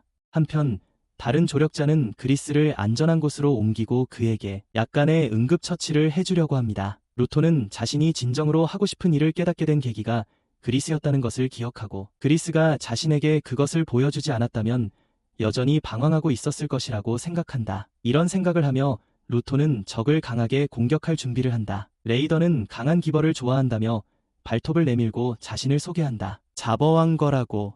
자버는 재미있게 놀고 싶다며 루토에게 이름을 묻는다. 소개 후 그는 미치광이처럼 흥분하며 둘 다 서로를 갈기갈기 찢어발기고 싶다고 말한 뒤 루토에게 돌진한다. 한편 다른 지지자는 그리스를 막으려 애쓰지만 피는 계속해서 심하게 흐릅니다. 그리스는 루토가 싸우는 것을 보고 자신이 예전에 싸울 수 없었던 이유가 감정이 주된 목적을 흐리게 했기 때문이라는 것을 깨닫지만 이제는 그를 산만하게 할 것이 아무것도 없습니다. 다시 싸움으로 돌아와 제버는 뒤로 점프하여 벽에 매달리며 루토에게 왜 자신에게 오지 않느냐고 묻습니다. 루토는 그에게 직접 오라고 말하고 레이더는 그렇게 합니다. 루토에게 강력한 공격을 날립니다. 하지만 루토는 이미 어떻게든 피했고 자버는 바닥에 착지합니다. 어떻게든요. 자버는 계속해서 맹공을 퍼붓지만 루토는 모든 공격을 피합니다. 마침내 자버가 왜 자신의 공격이 그에게 닿지 않냐고 묻자 루토는 설명합니다. 그의 친구 그리즈가 모두가 무사히 돌아오기를 기도했고 무사하다는 것은 다치지 않는다는 뜻이므로 그는 적의 어떤 공격도 자신에게 닿지 않도록 방어에 집중하고 있다고 말이죠. 공격이 자신에게 닿지 않도록 말입니다. 제버는 루토의 빅이라는 게 회피 능력만 늘리는 것 같다고 말하며 자신을 공격하지 못하면 아무 쓸모가 없을 거라고 루토에게 말합니다. 루토는 제버가 계속해서 사실을 놓치고 있다고 지적합니다. 알고 보니 루토는 단 한 발짝도 움직이지 않았는데도 계속 공격을 피하고 있었고 이 모든 시간 동안 움직인 건 제버 자신이었던 겁니다. 즉 루토는 제버의 모든 움직임을 예측할 수 있다는 거죠. 제버가 다시 루토에게 달려들자 루토는 비기를 사용해 제버를 마비시키고 그의 부적이 공격할 수 있는 게 아니므로 주먹으로 마무리합니다. 주먹은 그리스가 선호하던 무기였고 전우를 기리고 싶었기에 그를 날려버립니다. 레이더는 코피를 흘리면서도 미친 듯이 웃습니다. 루토가 크고 무서운 도구로 자신의 움직임을 유도한 뒤 결국 주먹으로 자신을 때린 것에 감탄한 것이죠. 루토는 그 남자에게 재미있게 놀고 싶어 한 건 너였으니 땅바닥에 널브러진 쓰레기 더미로 만들어줄 때까지 기꺼이 상대해주겠다고 말합니다. 그가 막말을 퍼붓는 것을 듣고 제버는 정말 열이 받아서 루토에게 농담합니다. 자비 없는 녀석인데도 죄책감을 느끼지 않는 걸 보면 꽤 냉혈한이죠. 루토가 그에게 유일한 예외라고 말하는 순간 제버가 뒤에서 나타나 공격하려 하지만 루토는 그를 다시 마비시키고 그의 배에 또 한 번 잔혹한 펀치를 날려 제버와 그의 섬뜩한 미소를 날려버립니다. 하지만 보스는 빠르게 회복하며 너무 빨리 뛰어다녀 주변에 먼지 구름이 형성되어 루토의 눈으로는 따라갈 수 없게 되고 제버는 기둥을 부수고 사방에서 슬래브를 던져 그를 기습 공격합니다. 방향. 그는 결국 루토가 눈을 가리게 만들고 공격에 돌입하지만 행운에 부적이 다시 그를 얼어붙게 만들었고 루토는 그의 머리를 거의 부술 뻔했지만 제버는 막판에 간신히 빠져나온다. 미친 듯이 웃으며 그는 다시 돌진하고 이전보다 훨씬 더 빠르게 뛰어다니지만 모든 것을 보는 눈이 그가 가까이 다가오는 순간 그를 얼어붙게 만들고 루토는 그 미치광이를 다시 날려버린다. 그 후 그 미친 사람은 너무 빨리 움직여서 흐릿하게 보이지만 루토는 그의 공격을 계속 막아내고 그를 계속 두들겨 팬다. 제버가 미친 듯이 웃는 동안 루토는 마지막 연속 펀치로 그를 제압한다. 콤보로 잠시 기절시켜 뒤로 비틀거리게 만든다. 벽에 부딪혀 쓰러질 때까지 개가 헐떡이는 것처럼 헐떡이는 그를 보며 루토는 포기하라고 말하지만 제버는 그저 웃을 뿐이다. 오랜만에 이렇게 심하게 맞았기 때문이다. 그리고 루토도 즐겼을 거라고 생각한다. 루토는 그의 역겨운 표정에 소름이 돋지만 갑자기 그 미친놈이 진지해지며 루토의 중요한 장기가 아마도 작동하는 방식에 대한 자신의 이론을 설명한다. 적의 사리를 감지하고 위험에서 벗어나게 하는 거였어요. 하지만 돌덩이를 던질 때 피에 굶주리지 않은 것들은 전혀 반응하지 않는다는 걸 알아차렸죠. 그러더니 비뚤어진 미소를 지으며 자신의 생명력의 힘을 설명하기 시작합니다. 오른쪽 발톱에는 대상이 숨쉬기 힘들 정도로 마비시킬 수 있는 강력한 독이 있어서 갑자기 가슴 깊숙이 찔러 넣는다고요. 루토는 그 미치광이가 고통을 즐기며 웃는 것을 보고 혼란스러워합니다. 그때 제버가 만약 독 때문에 의식을 잃으면 그의 의식이 없는 몸은 계속 싸우지만 감지할 사리는 없을 겁니다. 그가 앞으로 일어날 일을 보며 얼마나 흥분하는지 표현하는 동안 그의 의식은 서서히 사라지고 루토는 그의 몸이 경련하는 것을 공포에 질려 조용히 지켜봅니다. 그의 눈은 천천히 뒤로 굴러가고 그의 뒤에 있는 벽이 산산조각 납니다. 자버가 자신의 독에 자신을 기절시킨 후 그는 갑자기 큰 비명을 지르며 텅 비고 생기 없는 눈으로 무서운 힘으로 소년에게 돌진합니다. 루토는 상대방이 전력으로 돌아온 것 같다는 것을 깨닫고 당황하며 그러다 알아차립니다. 그들이 지지자들에게 위험할 정도로 가깝다는 것을. 미치광이가 그들 근처에 오면 누군가 다칠 수 있으니 루토는 그를 떼어놓기 위해 반대 방향으로 달리기 시작한다. 제버는 여전히 소리 지르며 루토를 쫓아오고 루토는 간신히 그를 쓰러뜨리지만 그 미치광이는 곧바로 다시 일어나 소리 지른다. 그때 루토는 미치광이가 자신에게 자신의 독을 쓰겠다고 한 말이 거짓이 아니었음을 깨닫는다. 이는 루토의 무기가 이제 쓸모없다는 뜻인데 부적은 저기에만 반응하고 제버가 의식을 잃으면 그 저기가 사라지기 때문이다. 루토는 저 미친놈이 대체 얼마나 경험과 의지가 있는 건지 궁금해하며 잠시 멈춘다. 그리고 저 사람이 그냥 변태적인 세디스트인지 생각한다. 루토는 예전에 어떤 불량배들이 자신을 때리면서 세디스트라고 불렀던 것을 기억한다. 그리고 그들이 떠난 후 그는 곧바로 아버지에게 가서 그 단어가 무슨 뜻인지 물었다. 그리고 이제 제버가 정신을 차리고 다시 일어나는 것을 보고 루토는 어쩌면 정말 그런 세디스트 중 하나인지 궁금해하기 시작한다. 제버가 다시 그에게 돌진해오자 루토는 겨우 버티고 방어해야만 했다. 저 미친놈은 완전히 그를 압도하고 날카로운 칼날을 꽂으려 하고 있다. 그의 얼굴을 들이밀 때 갑자기 막대기가 튀어나와 자버를 바닥에 내리치고 그를 꼼짝 못하게 한다.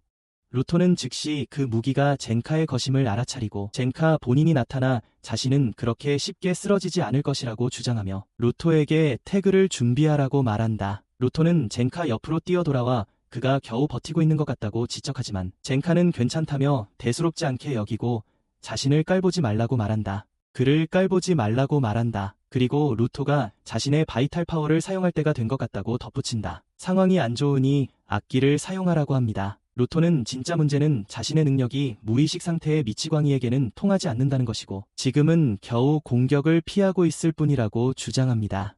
젠카가 그의 생명악기는 적대감에만 작용하냐고 묻자 우리 루토는 당황하며 그걸 어떻게 알았냐고 되묻습니다. 젠카는 처음부터 싸움을 지켜보고 분석해왔다고 설명하며 자신이 그의 스승이라는 것을 상기시킵니다. 그 말을 듣고 젠카는 루토가 공격할 수는 없지만 반면 그는 움직이지 못하고 있습니다. 젠카는 아이디어가 떠올라 루토에게 자신을 때리게 해달라고 부탁합니다. 그 말을 들은 소녀는 그가 제버처럼 누군가를 때리는 것을 즐기는지 궁금해하지만 젠카는 그저 실험일 뿐이라고 설명합니다. 소년이 정확히 무슨 문제냐고 묻자 젠카는 그를 때리고 원하는 곳으로 움직이면 그의 생체 기구가 활성화되는지 보고 싶다고 설명합니다.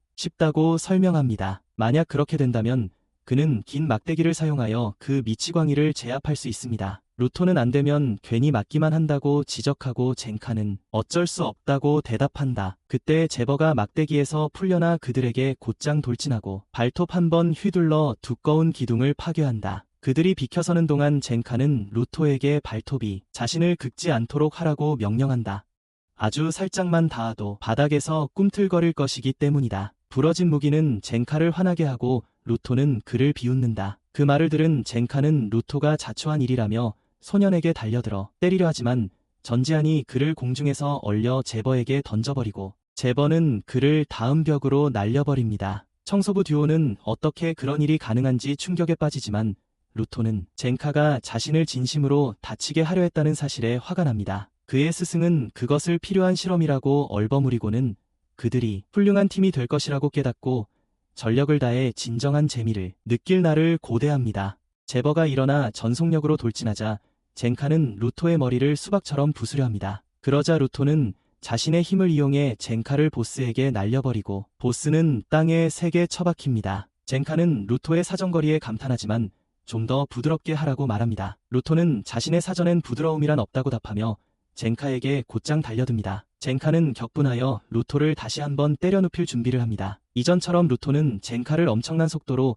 불쌍한 보스에게 날려버리고 제버가 반격하려 하지만 다시 한번 얻어맞고 날아갑니다. 하지만 젠카는 무자비하게 또 다른 일격을 가해 그 남자를 지붕으로 날려버리고 만족스러운 마무리 일격을 날리려 하지만 그것이 닿기 전에 루토가 그를 비틀어 고통을 이어가게 합니다. 세 번째 공격은 제버를 벽으로 너무 세게 날려버려 그 미치광이는 마침내 의식을 되찾고 불량한 태도의 남자에게 인사하고 그 남자는 그를 단단한 콘크리트에 처박습니다. 그 후 젠카는 착지하고 뒤로 넘어지는데 계속된 비행으로 인해 지쳐서 온몸이 아픕니다. 동시에 루토의 힘이 사라지고 그리스의 행운의 부적이 먼지로 부서집니다. 그것을 본 루토는 그리스가 자신에게 맡겼던 소중한 것을 잃은 슬픔을 느끼고 이제 어떻게 해야 할지 고민합니다. 젠카는 자신이 만드는 중요한 장치들이 제한된 시간 동안만 지속될 수 있다고 생각하는 동안 루토가 갑자기 떨리고 숨이 막히더니 땅에 쓰러집니다. 자세히 보니 젠카는 루토의 등에 긁힌 자국을 발견하고 뒤돌아보자 자바가 이전처럼 왼발톱으로 자신을 찌르는 것을 봅니다. 보스가 루토를 향해 태연하게 걸어오자 젠카는 혼란스러워하며 어떻게 그럴 수 있냐고 묻습니다. 그렇게 얻어맞고도 움직이면서 왼쪽 발톱이 상처를 치유할 수 있다고 생각하죠. 부상을요. 하지만 제버는 그게 부상을 치유하는 게 아니라 고통을 없애준다고 설명합니다. 제버는 이렇게까지 몰릴 줄은 몰랐다며 이런 싸움 경험을 주어서 고맙다고 말합니다. 그는 자신의 오른쪽 발톱에 묻은 독은 익숙해서 자신에게는 약 10분 정도만 효과가 있지만 젠카에게는 약 30분 정도 지속될 거라고 주장합니다. 분이라서 젠카에게 또 약을 투여하고 젠카는 다시 의식을 잃습니다. 그는 납치라는 진짜 목표를 달성하지 못하면 혼날 거라고 중얼거립니다. 레이더는 젠카가 무력하게 누워 지켜보는 동안 루토를 들어 옮깁니다. 자바가 루토를 데리고 달아날 때 그는 잠시 자신의 부하들을 기억하지만 그들을 곧 잊어버립니다.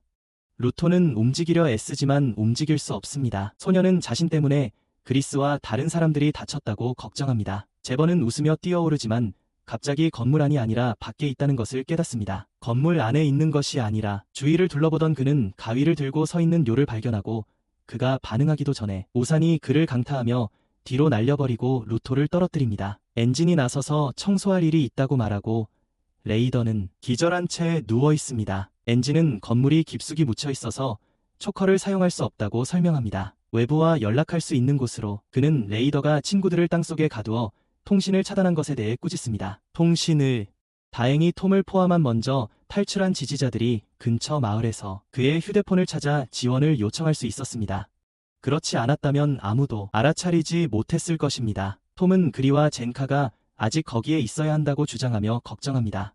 엔진이 걱정하지 말라고 말할 때 너무 오래 있었을지도 모른다고요. 둘은 그렇게 약하지 않다. 그는 소녀에게 몇 명의 지지자들을 데리고 내려가 그들을 확인하라고 지시한다. 그는 레이더를 관리하는 동안 제버는 자신이 버려진 쓰레기처럼 무시당하고 있다고 주장하며 끼어든다. 그리고 이 모든 것이 자신을 흥분시킨다고 주장한다. 엔진은 줄곧 이상한 미치광이와 싸우느라 고생한 불쌍한 루토를 안타까워한다. 다른 청소부들은 제버가 친구들을 다치게 한 것에 화를 낸다. 엔진은 악당에게 그를 그렇게 쉽게 놓아주지 않을 것이라고 경고한다. 하지만 제버는 아무렇지도 않은 듯 루토를 데려와야 할 의무가 있다며 도망치고 싶어도 그럴 수 없다고 말합니다. 바로 그때 톤이라는 소녀가 뒤에서 제버를 껴안으며 차가운 눈빛으로 돌아가야 할 시간이라고 말합니다. 제버는 신경질적으로 돌아보며 루토를 데려가기 전에는 돌아가지 않을 거라고 말합니다. 그녀는 청소부 증언군이 곧 도착할 거라고 침착하게 말하지만 엔진은 그녀가 어디서 나타났는지 어리둥절해합니다. 답답한 마음에 제버는 재미가 막 시작됐는데 어떻게 바로 가냐며 그녀에게 소리치지만 그녀가 자기들 대장이 아주 활짝 웃고 있었다고 말하자 입을 다문다. 그가 억지로 벗어나려 애쓰자 뼈가 부러지는 소리가 나지만 소녀의 소나기 힘이 더 강하다. 한참을 버둥거리던 그는 결국 포기하고는 이제 막 분위기가 달아오르기 시작했는데 집에 가야 하는 게 창피하다며 모두에게 어리석은 미소를 짓는다. 료는 둘 뒤 벽에 있는 매너를 보고 충격받지만 제버는 루토가 자기 스피어 듀엘러를 위해 정말 잘 싸웠다고 칭찬했습니다. 소년이 독 때문에 혼수 상태에 빠졌을 거라고 생각한 제버는 엔진에게 안부를 전하라고 말하지만 루토가 그 상태에서 움직이는 것을 보고는 완전히 충격을 받습니다. 루토는 그리즈의 행운의 부적에 대한 빚을 갚을 때까지 끝나지 않을 거라고 맹세하고 그의 불굴의 정신은 제버를 자극합니다. 하지만 제버가 루토의 장갑에 있는 문양을 보자 소년도 그 시리즈의 물건을 가지고 있다는 것을 보고 놀랍니다. 그는 우연의 일치가 기막히다고 생각하며 이 장갑에 대해 들으면 상사가 매우 기뻐할 거라고 말한다. 장갑을 그렇게 말하며 다음에 그를 잡으러 올 때는 훨씬 더 철저히 준비하겠다고 약속하며 포털로 들어가기 전에 장갑을 잘 간수하라고 그에게 말한다. 그 후 맨홀은 허공으로 사라지고 모두를 경악하게 만들고 루토는 이 시리즈가 대체 무엇인지 조용히 궁금해한다. 나중에 의료팀이 도착하고 루토는 그리스가 예전 같지 않은 모습을 하고 있는 것을 발견하고 그에게 달려간다. 그가 예전 같지 않은 모습을 하고 있는 것을 발견하고 루토는 그의 안타까운 상태에 눈물을 흘리고 소녀는 소중한 행운의 부적을 부순 것에 대해 사과합니다. 그것이 부서진 것에 대해 그 남자는 그것이 자신에게 큰 의미가 있었다고 대답했고 루토는 그것을 먼지로 만든 것에 대해 더욱 죄책감을 느꼈지만 그리스는 루토가 그것 덕분에 살아남을 수 있었다는 것에 기쁘다고 말합니다. 덕분에 클리너 본부로 돌아온 엔지는 기분이 가라앉은 루토 옆에 앉아 무엇을 하고 있냐고 묻습니다. 무엇을 하고 있냐고. 루토는 아무 대답도 하지 않자 엔지는 그 소년에게 마침내 알아냈다는 소식을 들었다고 말합니다. 그의 중요한 도구를 사용하는 법을 알려주고 작은 칭찬을 해준다. 하지만 루토는 갑자기 그리스가 심하게 다쳤다고 소리치며 어떻게 해야 할지 모르겠다고 한다. 일어난 모든 일 후에 그를 마주해야 할지 그는 후회하며 구체에서 아무도 도울 수 없었다고 인정하고 지금 지하에서도 마찬가지로 쓸모없다고 느낀다. 루토는 평생 변할 수 없을 거라고 생각하며 자신을 저주한다. 인생. 그 말을 들은 엔지는 그리스가 목숨을 걸 준비가 되어 있었다고 침착하게 말한다. 동지들, 그가 루토가 특별해서 보호한 게 아니야. 그는 루토를 믿었기 때문에 보호한 거야. 그 말을 듣고 엔지는 그에게 징징거리지 말고 병원에 있는 그리스와 이야기하러 가라고 말한다. 병원에서 루토는 그리스가 멀쩡한 모습을 보고 입이 떡 벌어진다. 그 남자는 환한 미소로 루토의 힘이 각성한 것을 축하해준다. 루토는 자신의 눈을 믿을 수 없어 다시 한번 쳐다본다. 엔지는 루토가 때문에 우울해했다는 것을 깨닫고는 갑자기 웃음을 터뜨린다. 그리스가 죽은 줄 알고 순진한 아이를 계속 쓰다듬는데 아이는 지금 창피해서 죽을 지경입니다. 루토는 그리스에게 그렇게 심한 상처를 입으면 누구라도 그가 죽었다고 생각할 거라고 소리칩니다. 그렇게 심한 상처를 입으면 누구라도 그가 죽었다고 생각할 거라고 소리칩니다. 하지만 그리스는 청소부 의료팀 덕분에 살아남았고 진짜 구원자는 침대 옆에 서 있던 수줍은 소녀였다고 설명합니다. 그리고 그리스는 다른 사람들을 치유하는 힘을 가진 유일한 기버인 이시아를 소개합니다. 그가 자신에 대해 이야기하는 것을 듣고 소녀는 당황하며 자신은 단지 운이 좋았어. 엔지는 자신이 칭찬을 받으면 너무 부끄러워해서 감당하지 못한다고 설명하고 그리스는 자신의 목숨을 구해준 것에 대해 다시 한번 감사하며 그녀가 토마토처럼 얼굴을 붉히게 만들어 이를 증명한다. 그 후 그는 팔로우드에게도 죄책감을 느낄 필요가 없다고 말한다.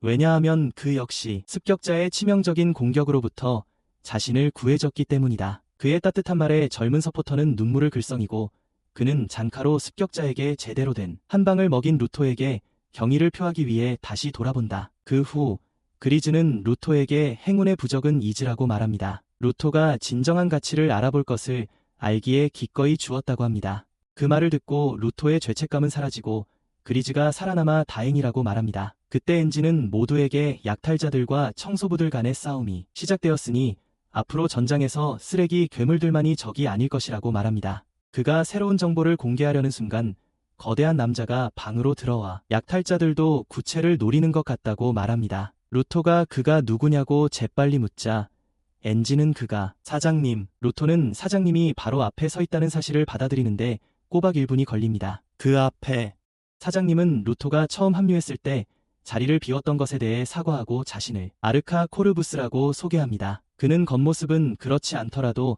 여전히 사장이라고 주장하며 처음에는 루토가 정보를 얻기 위해 자신들과 함께하는 줄 알았다고 설명합니다. 만약 그랬다면 자신은 그를 곁에 두지 않았을 것입니다. 하지만 그는 루토가 친구들을 위해 목숨을 걸었던 방식에 감사하며 팀에 실질적인 기여를 할 수 있는 힘이 있다는 것을 인정합니다. 그렇기 때문에 코르부스는 기꺼이 그를 그룹의 일원으로 받아들이고 만나자고 말합니다. 그의 사무실에서 그는 이미 그를 위한 유니폼 정보를 준비해 두었습니다. 루토가 그곳에 도착하자 코르부스는 땅과 구체 사이에 존재하는 경계에 대해 설명합니다. 그 경계를 넘으려는 사람은 누구나 죽게 될 운명입니다. 루토가 새 정장을 입는 동안 보스는 경계에 가장 가까운 지역인 금지 구역에 살았던 여성에 대한 이야기를 들려줍니다. 그 여성에 대한 이야기입니다. 어느 날 길 잃은 여행자가 그녀에게 거기서 뭘 하고 있냐고 물었고 그녀는 하늘에서 떨어지는 영혼들을 지켜보며 하루를 보낸다고 답했다. 그녀는 수년에 걸쳐 죽지 않고 국경을 넘나들 수 있었던 사람들을 보았다고 주장했다. 이 말을 들은 루토는 그들이 어떻게 그런 일을 해냈는지 배우기 위해 그 사람들을 찾아야 한다는 것을 깨닫고 자신이 왜 떨어졌을 때 죽지 않았는지 마침내 이해해야 한다고 생각했다. 코르부스가 머물 건지 갈 건지 묻자 루토는 이를 악물고 돌아가겠다고 단호하게 대답했다. 문이 갑자기 열리더니 엔준이 들어와 루토를 보고 기뻐한다. 그가 제복을 입고 있는 것을. 나중에 루토는 금지 구역으로 몰래 들어가려 한다. 그는 꼭 그 여자를 찾고 정보를 모으려고 하지만 팔로우가 그를 막으려 한다. 멈추라고 애원하며. 하지만 루토는 기다릴 수 없다.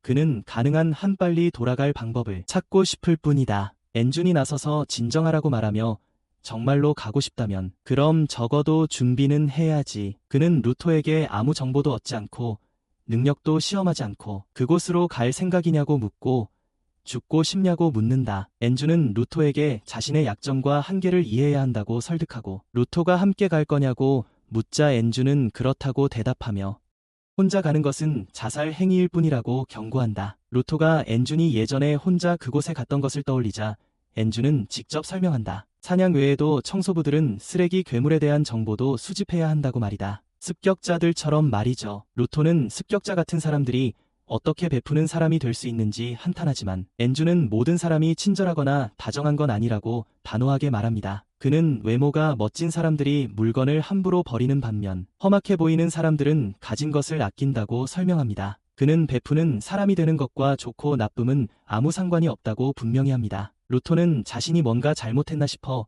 우울하게 고개를 떨구지만 그럼에도 자신을 이곳으로 보낸 사람들을 용서할 수 없습니다. 엔준은 그에게 하루 쉬라고 말합니다. 방으로 돌아온 루토는 너무 지루해서 뭔가 재미있는 일을 하고 싶어 합니다. 쓰레기통에 뛰어드는 것 같은 일을요. 그때 료가 갑자기 나타나 신나게 본부 구경을 시켜주겠다고 제안합니다. 그녀는 그에게 체육관, 식당, 심지어는 왠지 남자 화장실까지 보여줍니다. 그리고 이곳이 낡아 보이지만 이곳 사람들이 생명을 불어넣는다고 설명합니다. 말이죠. 하지만 루토는 이 구체에서의 삶이 훨씬 더 활기찼다고 주장하며 그녀에게 렉토와 매일같이 쓰레기 더미에서 보물을 찾고 경찰한테 욕을 먹으며 보냈어요. 그 말을 들은 료는 여기에도 얼마든지 욕해줄 사람이 있다며 화제를 음식으로 돌려단 것을 먹어본 적이 있냐고 묻습니다. 루토는 단 것이라는 말에 충격을 받는데 그건 부자들만 먹을 수 있는 거였기 때문이죠. 하지만 료는 여기도 좋은 게 있다고 자랑합니다. 그 후 청소부들이 사는 사탕을 보고 루토는 눈이 휘둥그레집니다. 비안더스라는 자들에게서 왔고 엔진에게 평생 한 번도 먹어본 적이 없다고 말합니다. 평생. 엔진은 위쪽과 지하 세계는 다르지만 마약보다 사탕을 더 많이 찾으니 중독되지 않는 것이 현명할 거라고 답합니다. 료가 달콤한 음식 한 접시를 보며 침을 흘리는 동안 엔진은 비안더스들은 최고급 요리사들을 모집하기 때문에 그들의 사탕은 구체보다 더 맛있다고 설명합니다.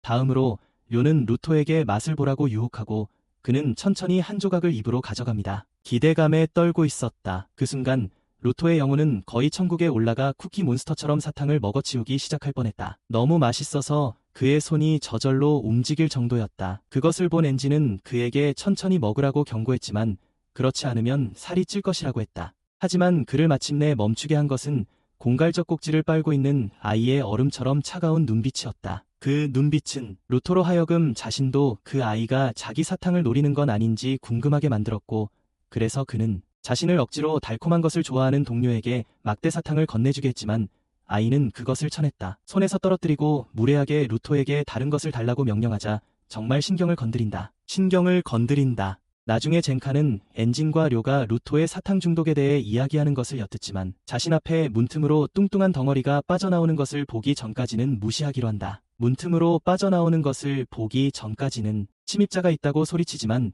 당뇨병에 걸린 루토라는 것을 깨닫는다. 당뇨병에 걸린 루토라는 것을. 다음날 훈련장에서 루토는 확인 테스트 중에 힘들어한다. 자신의 힘을 마음대로 쓸 수 있는데 왜 안 되는지.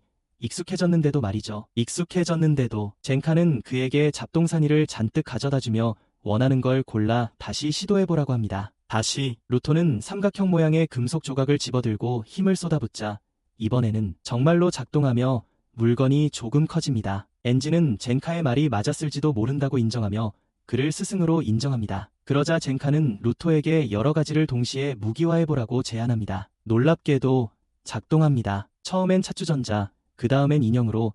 하지만 루토가 세 번째 것을 꺼내자마자 그의 코피가 터지며 바닥에 쓰러집니다. 엔진은 그의 코피가 전에 일어났던 일과 같다고 지적하며 이는 장갑의 품질이 너무 좋아서 그의 몸이 감당하지 못한다는 것을 의미합니다. 그는 누군가 물건을 돌보는 시간이 길어질수록 그것들이 더 좋아지고 더 큰 힘을 가질 수 있다고 설명합니다. 그는 힘 외에도 반영된 능력은 사용자의 생각과 경험. 젠카는 루토가 어릴 때부터 그 장갑을 돌봤을 거라고 가정하는데 그것이 장갑의 품질을 설명해주지만 그래도 장갑이 정말로 그의 몸에 그렇게 큰 부담을 줄 수 있는지 궁금해한다. 그 생각에 그는 심각한 아이템에 대해 생각하기 시작하면서 불안해진다. 루토는 만약 이것이 사실이라면 왜 자신이 무기화하는 것들이 항상 파멸하는지, 그러나 자신이 방금 만든 것들은 온전한 채로 남아있는지 반박한다. 그는 그것들에 시간 제한이 있을지도 모른다고 제안한다. 료는 그 물건들이 후회가 없었기 때문일지도 모른다고 말해요. 그녀는 웃으며 료의 능력이 버려진 것들에서 최대한의 가치를 끌어내는 것 같다고 말해요. 루토가 그것들을 다시 사용해서 그 물건들은 제 역할을 다하죠. 젠카도 전적으로 동의하며 루토가 싸움 후 안도감을 느끼자마자 부적이 바스러지는 것을 지적합니다. 엔진은 루토가 그리즈의 부적이나 그가 만든 어떤 무기도 부수지 않았다고 말해요. 하지만 대신 루토는 남은 것을 활용하고 그 가치를 최대한으로 끌어올려요. 장갑을 보던 루토는 자신의 힘이 처음부터 무언가를 파괴하기 위한 것이 아니었음을 깨닫는다. 1등으로 료는 젠카가 생각하는 것을 말하며 레이더가 그 장갑들이 시리즈의 일부라고 주장해서 그들이 더 있을지도 모른다고 믿게 만든다고 언급한다. 루토가 왜 그러냐고 묻는 동안 료는 자신들이 이미 이름을 지었으니 장갑에도 이름을 지어주라고 제안하고 엔진도 동의한다. 이미 이름을 지었고 엔진도 동의합니다. 한편 크토마니와 자버가 보스에게 돌아가자 보스는 입을 열기 시작한다. 사막재단 장비 시리즈와 그가 직접 착용하고 있는 듯한 워치맨 시리즈에 대해. 나중에 클리너 본부에서 루토는 화장실에서 손과 장갑을 씻으며 심한 고통을 겪고 있다. 씻고 나서 그는 밖으로 나와 침대에서 료가 혼잣말을 하며 쉬고 있는 것을 보고 입을 다물지 못한다. 그녀가 왜 자기 방에 있는지, 어떻게 들어왔는지 묻자 그녀는 바로 위층에 살고 있어서 신음소리를 듣고 내려왔다고 대답한다. 그녀는 바로 위층에 살고 있어서 신음소리를 듣고 내려왔다고 대답한다. 그의 방. 그때 그녀는 그의 손이 그를 신음하게 했는지 묻자 그는 당황하고 루토는 장갑을 끼면 덜 아프다고 설명한다. 그녀는 그의 흉터가 멋있다고 생각하고 화상인지 궁금해하지만 루토는 그것이 무엇인지 아는 사람은 부모님뿐이라고 대답한다. 료는 부모는 자식에게 좋은 것이든 나쁜 것이든 모든 것을 준다고 말하고 창문 밖으로 뛰어내린다. 다음 날 엔진과 그리즈는 한 남자가 비명을 지르는 지저분한 방을 엿본다. 록스타처럼 무언가에 몰두하고 있다는 걸 알게 되고 시간이 좀 걸릴 거라는 걸 깨닫죠. 얼마간. 나중에 코르부스는 루토에게 임무를 수행하기 전에 준비 작업을 할 거라고 설명해줍니다. 완전한 얼굴 마스크가 완성되어 임무를 나갈 수 있을 때까지요. 이 말을 들은 루토는 혼란스러워하며 완전한 얼굴이란 게 대체 뭐냐고 묻고 엔진이 설명해줍니다. 클리너들은 완전한 얼굴 마스크 없이는 금지 구역에 공식적으로 들어갈 수 없다는 것을요. 그리고 멋진 마스크를 보여주죠. 그는 클리너들에게 완전한 얼굴 마스크를 만드는 일을 전담하는 예술가가 있다고 말합니다. 유니폼을 입고 있지만 그가 제대로 일할 수 없기 때문에 그의 속도를 따라야 합니다. 마감 기한에 쫓기면요. 그래서 코르부스는 루토가 준비해야 한다고 설명하며 마치 그에게 주문을 거는 것과 같다고 말합니다. 세미는 금지 구역에서는 무슨 일이 일어날지 알 수 없다고 덧붙이며 잘못 밟으면 폭발할 수도 있고 그래서 그림으로 주문을 거는 전문가인 기버가 있는 것입니다.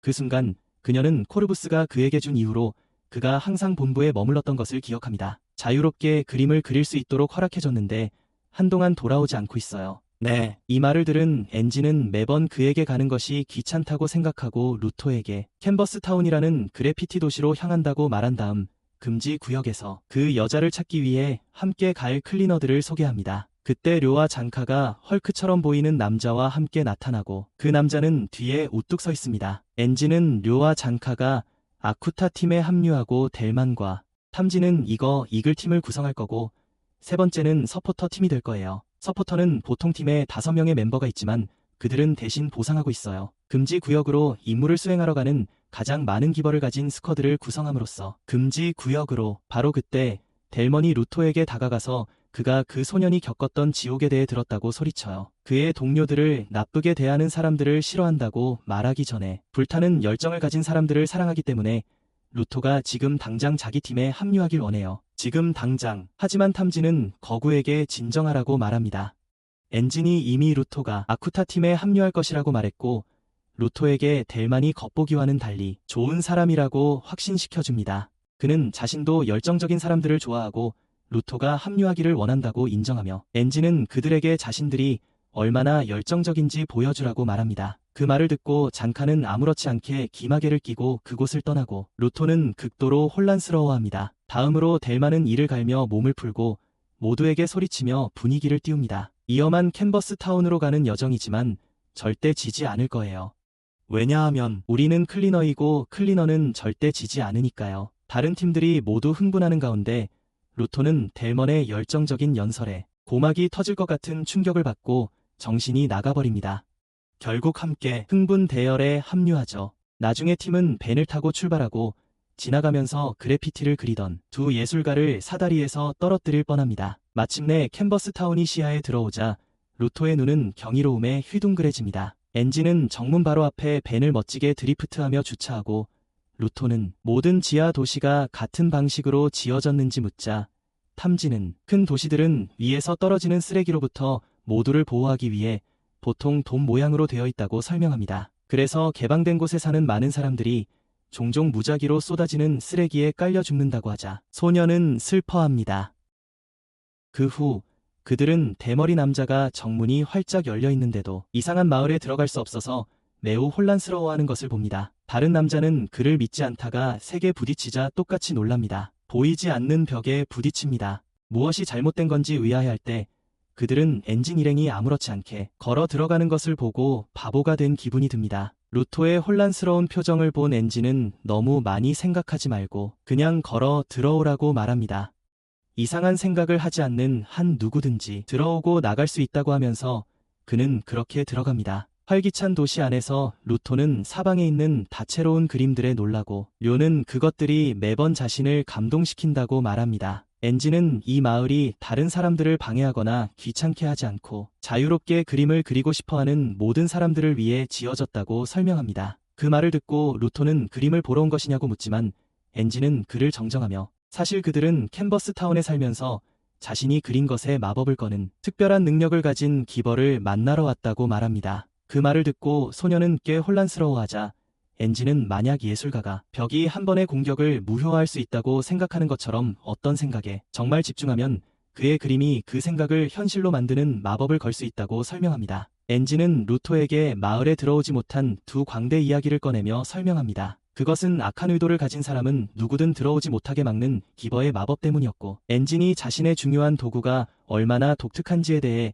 계속 이야기하자 루토는 감탄합니다. 하지만 엔진의 이야기는 어린 소녀가 그에게 부딪히면서 갑자기 중단됩니다. 그는 아이가 괜찮은지 확인하려고 몸을 굽혔지만 아이는 눈물을 흘리며 바람처럼 달려갑니다. 료는 그가 아이를 겁줘서 쫓아냈다고 비난하고 소란이 계속되는 동안 시장이 들어서는데 그들이 예상보다 일찍 도착한 것을 보고 놀랍니다. 엔진이 900에 마법을 배우러 왔다고 설명하자 시장은 갑자기 슬퍼하며 굽이 오늘 아침에 세상을 떠났다는 충격적인 소식을 전합니다. 그가 신체 오염 때문에 죽었다고 설명하자 일행은 침묵에 잠깁니다. 어떤 이유에서인지 굽은 안전지대 안에서 만족하지 못하고 오염된 무인지대로 그림을 그리러 나갔습니다. 시장은 그가 예술에 너무 몰두한 나머지 마스크를 계속 착용하는 것을 잊었고 그 한 번의 실수가 비극적으로 그의 목숨을 앗아갔다고 추측합니다. 루토는 훗날 꼬비 그림 그리는 모습을 잠시 봤던 기억을 떠올리며 떨기 시작했고 이제 꼽이 없으니 그 기억은 더욱 무겁게 느껴졌다. 시장은 침묵을 깨고 꼽이 이미 후계자를 정해두었다고 밝혔는데 그 후계자는 대대로 내려오는 그의 중요한 도구를 물려받을 것이며 그 주인공은 아까 울면서 뛰어다니던 바로 그 어린 소녀였다. 그는 이 시스템이 그녀의 경우 어떻게 작동하는지 명확히 알지 못한다고 인정했지만 펜을 물려받는 것은 언제나 능력자의 힘을 일깨우고 선택된 자를 새로운 주문 시전자로 만든다고 설명했다. 시장은 그녀를 렘닌티서라고 소개하지만 그렇게 어린 사람이 이토록 무거운 역할을 감당하기 얼마나 어려울지 걱정을 숨기지 못합니다. 마법사는 도시의 대변인이자 수호자 역할을 맡는데 이는 엄청난 압박이 따르는 자리입니다. 엄청난 압박이 따르는 자리입니다. 폴로는 나서서 어떤 사람들은 자신의 생명 악기를 쥐는 순간 시간이 지나도 돌봐야 한다는 의도 없이도 타고난 기버로 각성한다고 주장합니다. 스텔덴은 젠카의 말에 따르면 타고난 적성도 필요할 수 있다고 덧붙입니다. 타고난 적성도 필요할 수 있다고 덧붙입니다. 탐시는 논의에 참여하며 그 중요한 악기가 직접 전수되는 경우는 드물다고 지적하며 이 사건을 더욱 이례적으로 만듭니다.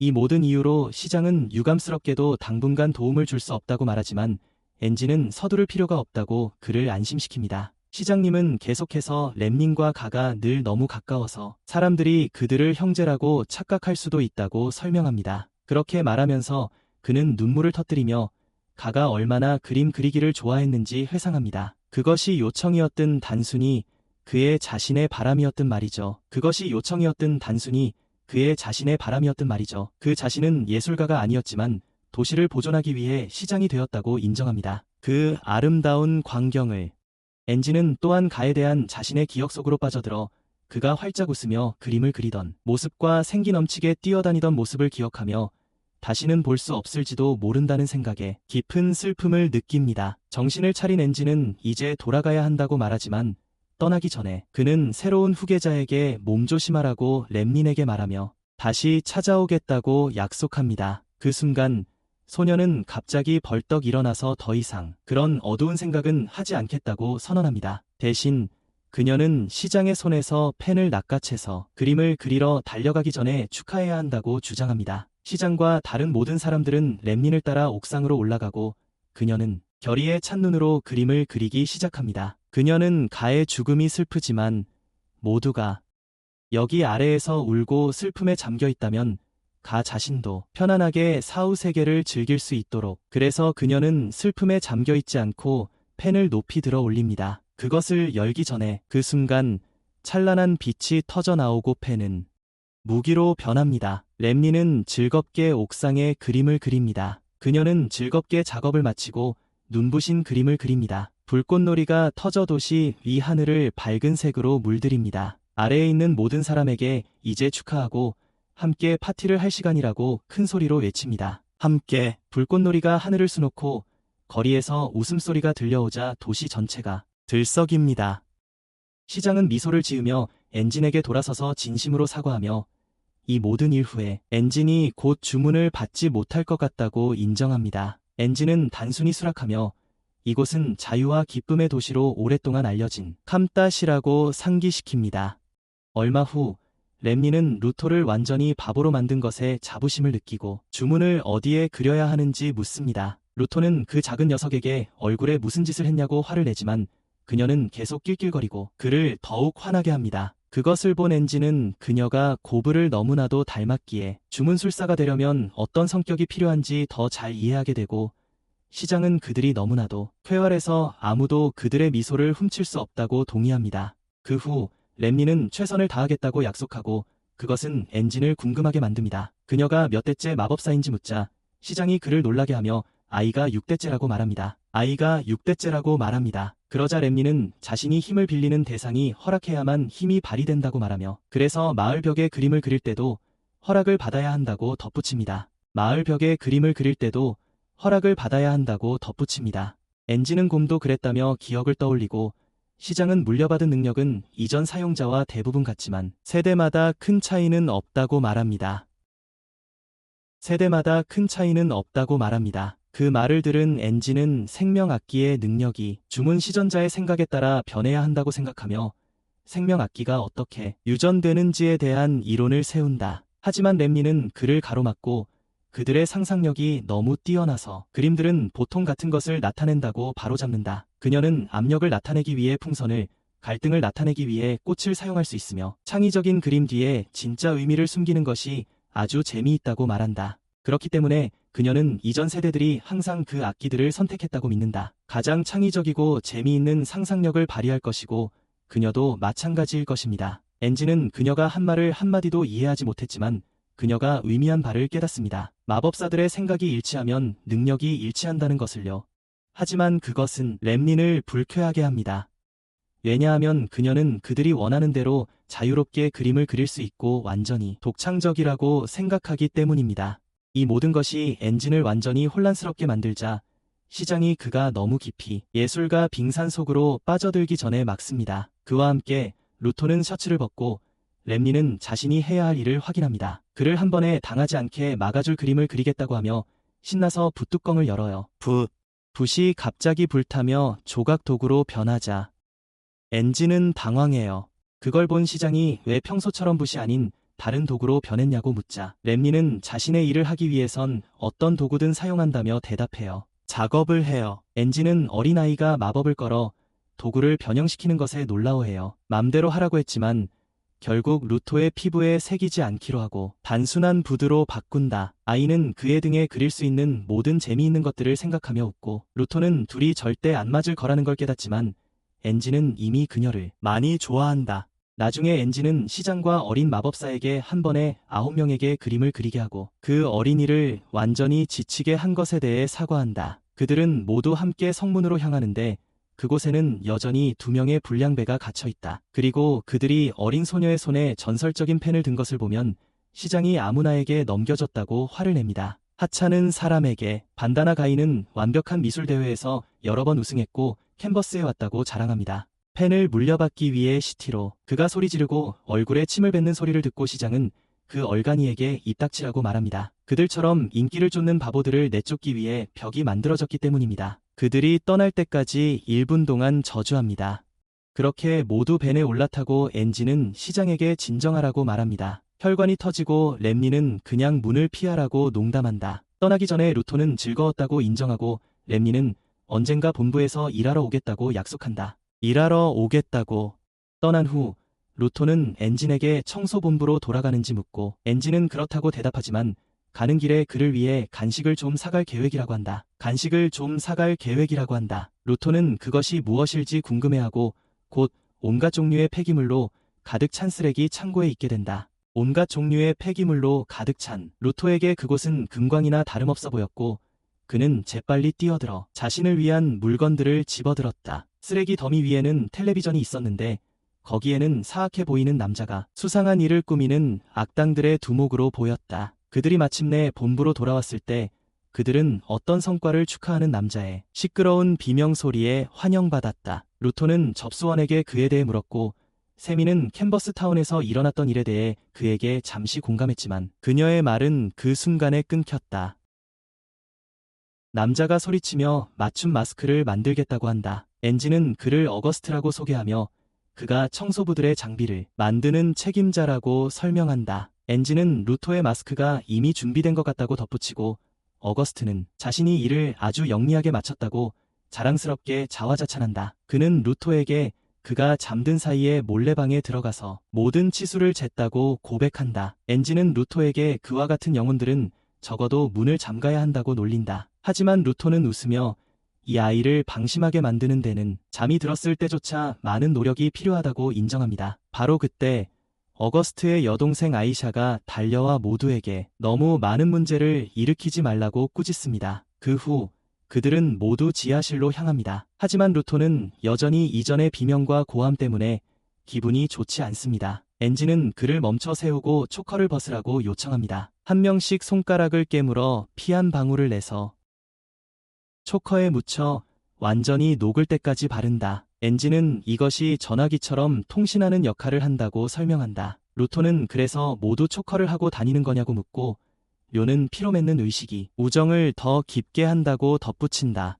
루토는 이 모든 것이 수상하다고 생각하지만 곧 다른 사람들이 그를 둘러싸고 자신의 초커에도 루토의 피를 등록해야 한다고 주장한다. 모든 것이 끝나자 일행은 무인지대를 향해 떠나 무언가를 찾기 시작한다. 루토에게 정보를 줄지도 모르는 여자. 가는 길에 엔지는 루토가 너무 많은 쓰레기를 끌고 다닌다고 불평하지만 루토는 그것들이 모두 백업이라고 주장한다. 엔지는 그에게 정신을 바짝 차리라고 상기시킨다. 그가 맨즈랜드에 발을 들여놓는 것은 이번이 두 번째이기 때문이다. 그들이 장비를 갖추고 노맨즈존 중 하나로 알려진 펜타에 들어가자 잔카는 이상한 모래를 발견하는데 그것은 실제 모래가 아니라 쓰레기에서 갈아낸 미세한 입자였다. 쓰레기에서 갈아낸 미세한 입자였다. 엔진이 루토에게 준비하라고 하자 루토는 이미 자신의 장갑에 사말이라는 이름을 붙여줬네요. 델만이 몸풀기 시간이라고 말하자 루토는 곧바로 뛰어들어 절벽을 타고 미끄러져 내려와 멋진 새 마스크를 쓰고 쓰레기 괴물 앞에 당당하게 마주섭니다. 새 마스크를 쓰고 말이죠. 한편 레이더 기지에서 제버는 보스에게 그들의 목표물이 정말 무인지대에 있다고 생각하는지 묻고 보스는 그곳에 도착하면 알게 될 것이라고 말합니다. 알게 될 것이라고 말합니다. 청소부들에게 돌아온 톰은 쓰레기 괴물에 대한 보고를 번개처럼 빠르게 하는데 쓰레기 괴물 무리가 료를 공중으로 던져버린다. 그녀는 공중에서 침을 막아내고 멋진 백플립을 한 뒤 그들을 모두 날려버린다. 먼지 구름 속에서 다른 전갈이 기습 공격하지만 그녀는 다시 공중으로 뛰어올라 강력한 다이브 폭격으로 조각을 잘라낸다. 부서진 조각이 장칼을 지나쳐 그의 앞에 있는 쓰레기 괴물에게 맞고 전갈이 발동되어 전속력으로 그에게 돌진한다. 그는 쉴 새 없이 공격을 막아내며 힘들어하는 것처럼 보였지만 전갈이 꼬리로 쏘려고 할 때 부드럽게 전갈의 꼬리를 지나쳐서 지팡이를 전갈의 얼굴에 쑤셔 넣고 안에서부터 구워버립니다. 그 직후 더 많은 쓰레기 짐승들이 어디선가 나타나 그를 둘러싸자 그는 진지해지기로 결심합니다. 하지만 거대한 드를이 갑자기 하늘에서 떨어지고 엔진의 충격파에 엄청난 힘이 모든 전갈을 완전히 태워버립니다. 료가 그 둘과 합류하고 엔진은 끝났다고 생각하지만 알고 보니 당신은 놓쳤습니다. 그래서 그는 루토에게 맡긴다. 루토는 전속력으로 돌진해 전갈의 공격을 피하며 낡은 키보드를 꺼낸다. 그 순간 그 소음은 근처에서 몸을 피하고 있던 한 소녀의 주의를 끈다. 루토가 키보드에 자신이 아는 가장 심한 욕설을 타이핑하는 동안 그것 때문에 키들이 부서져 떨어져 위에서부터 쓰레기 괴물에게 쏟아지는 미사일 세례가 된다. 그는 적이 서서히 먼지가 되는 것을 보며 자부심을 느끼는 한편 그리즐은 톰에게 훈계한다. 적어도 안전해질 때까지 기다렸다가 보고를 시작하라고요. 하지만 그녀는 순진하게도 그렇게 오래 기억할 수 없다고 말합니다. 게다가 자신을 보호하는 것은 그들의 일이라고요. 한편 루토는 시야가 흐려지기 시작하자 마스크 렌즈를 문지르고 바로 그때 거구의 델만이 탐시와 함께 나타납니다. 델만은 그가 열심히 일한 것을 칭찬하며 그의 행동을 더 많이 볼 수 없었던 것을 후회한다고 인정합니다. 루토는 적어도 자신이 쓸모가 있었다는 생각에 기운을 차립니다. 갑자기 한 소녀가 나타나 아모를 찾느냐고 묻습니다. 일행은 아무도 그녀의 존재를 감지하지 못했기에 그녀가 얼마나 오래 서 있었는지 궁금해합니다. 루토는 그녀가 자신들이 찾고 있는 사람일지도 모른다고 의심하지만 다른 사람들은 그렇게 쉬울 리 없다고 주장합니다. 하지만 엔진은 그녀가 적대적으로 보이지 않는다며 길을 물어보는 것도 나쁘지 않다고 제안합니다. 료는 그녀가 여행하는 사람들을 지켜봐온 사람이냐고 무례하게 묻습니다. 구체와 땅 사이에서 소녀는 자신이 진짜라고 말하는 것에 태연히 동의한다. 거래. 엔진은 이번엔 운이 좋았을지도 모른다고 말하며 그녀와 이야기하기로 한다. 그러자 소녀가 기침을 하며 이곳 공기가 숨쉬기에 좋지 않다고 불평한다. 마스크가 필요 없는 아모의 집에서 대화를 계속할 수 있냐고 묻는다. 청소부들은 그녀가 왜 마스크를 직접 가져오지 않았는지 이상하게 생각하지만 그녀는 잠시만 걸으면 된다고 말하며 대수롭지 않게 넘긴다. 그녀는 잠시만 걸으면 된다고 말하며 대수롭지 않게 넘긴다. 료는 상황이 안전한지 혼자 정찰하겠다고 제안하지만 엔진은 그녀가 수상한 짓을 할 경우를 대비해 모두 함께 가자고 주장한다. 장면이 바뀌어 아모의 집에 도착하고 엔진은 이미 바닥에 쓰러져 있고 소녀는 아무렇지도 않게 앉아 있다. 하지만 이 영상은 여기서 끝난다. 좋아요와 구독 잊지 마세요. 시청해주셔서 감사합니다. 다음에 또 만나요.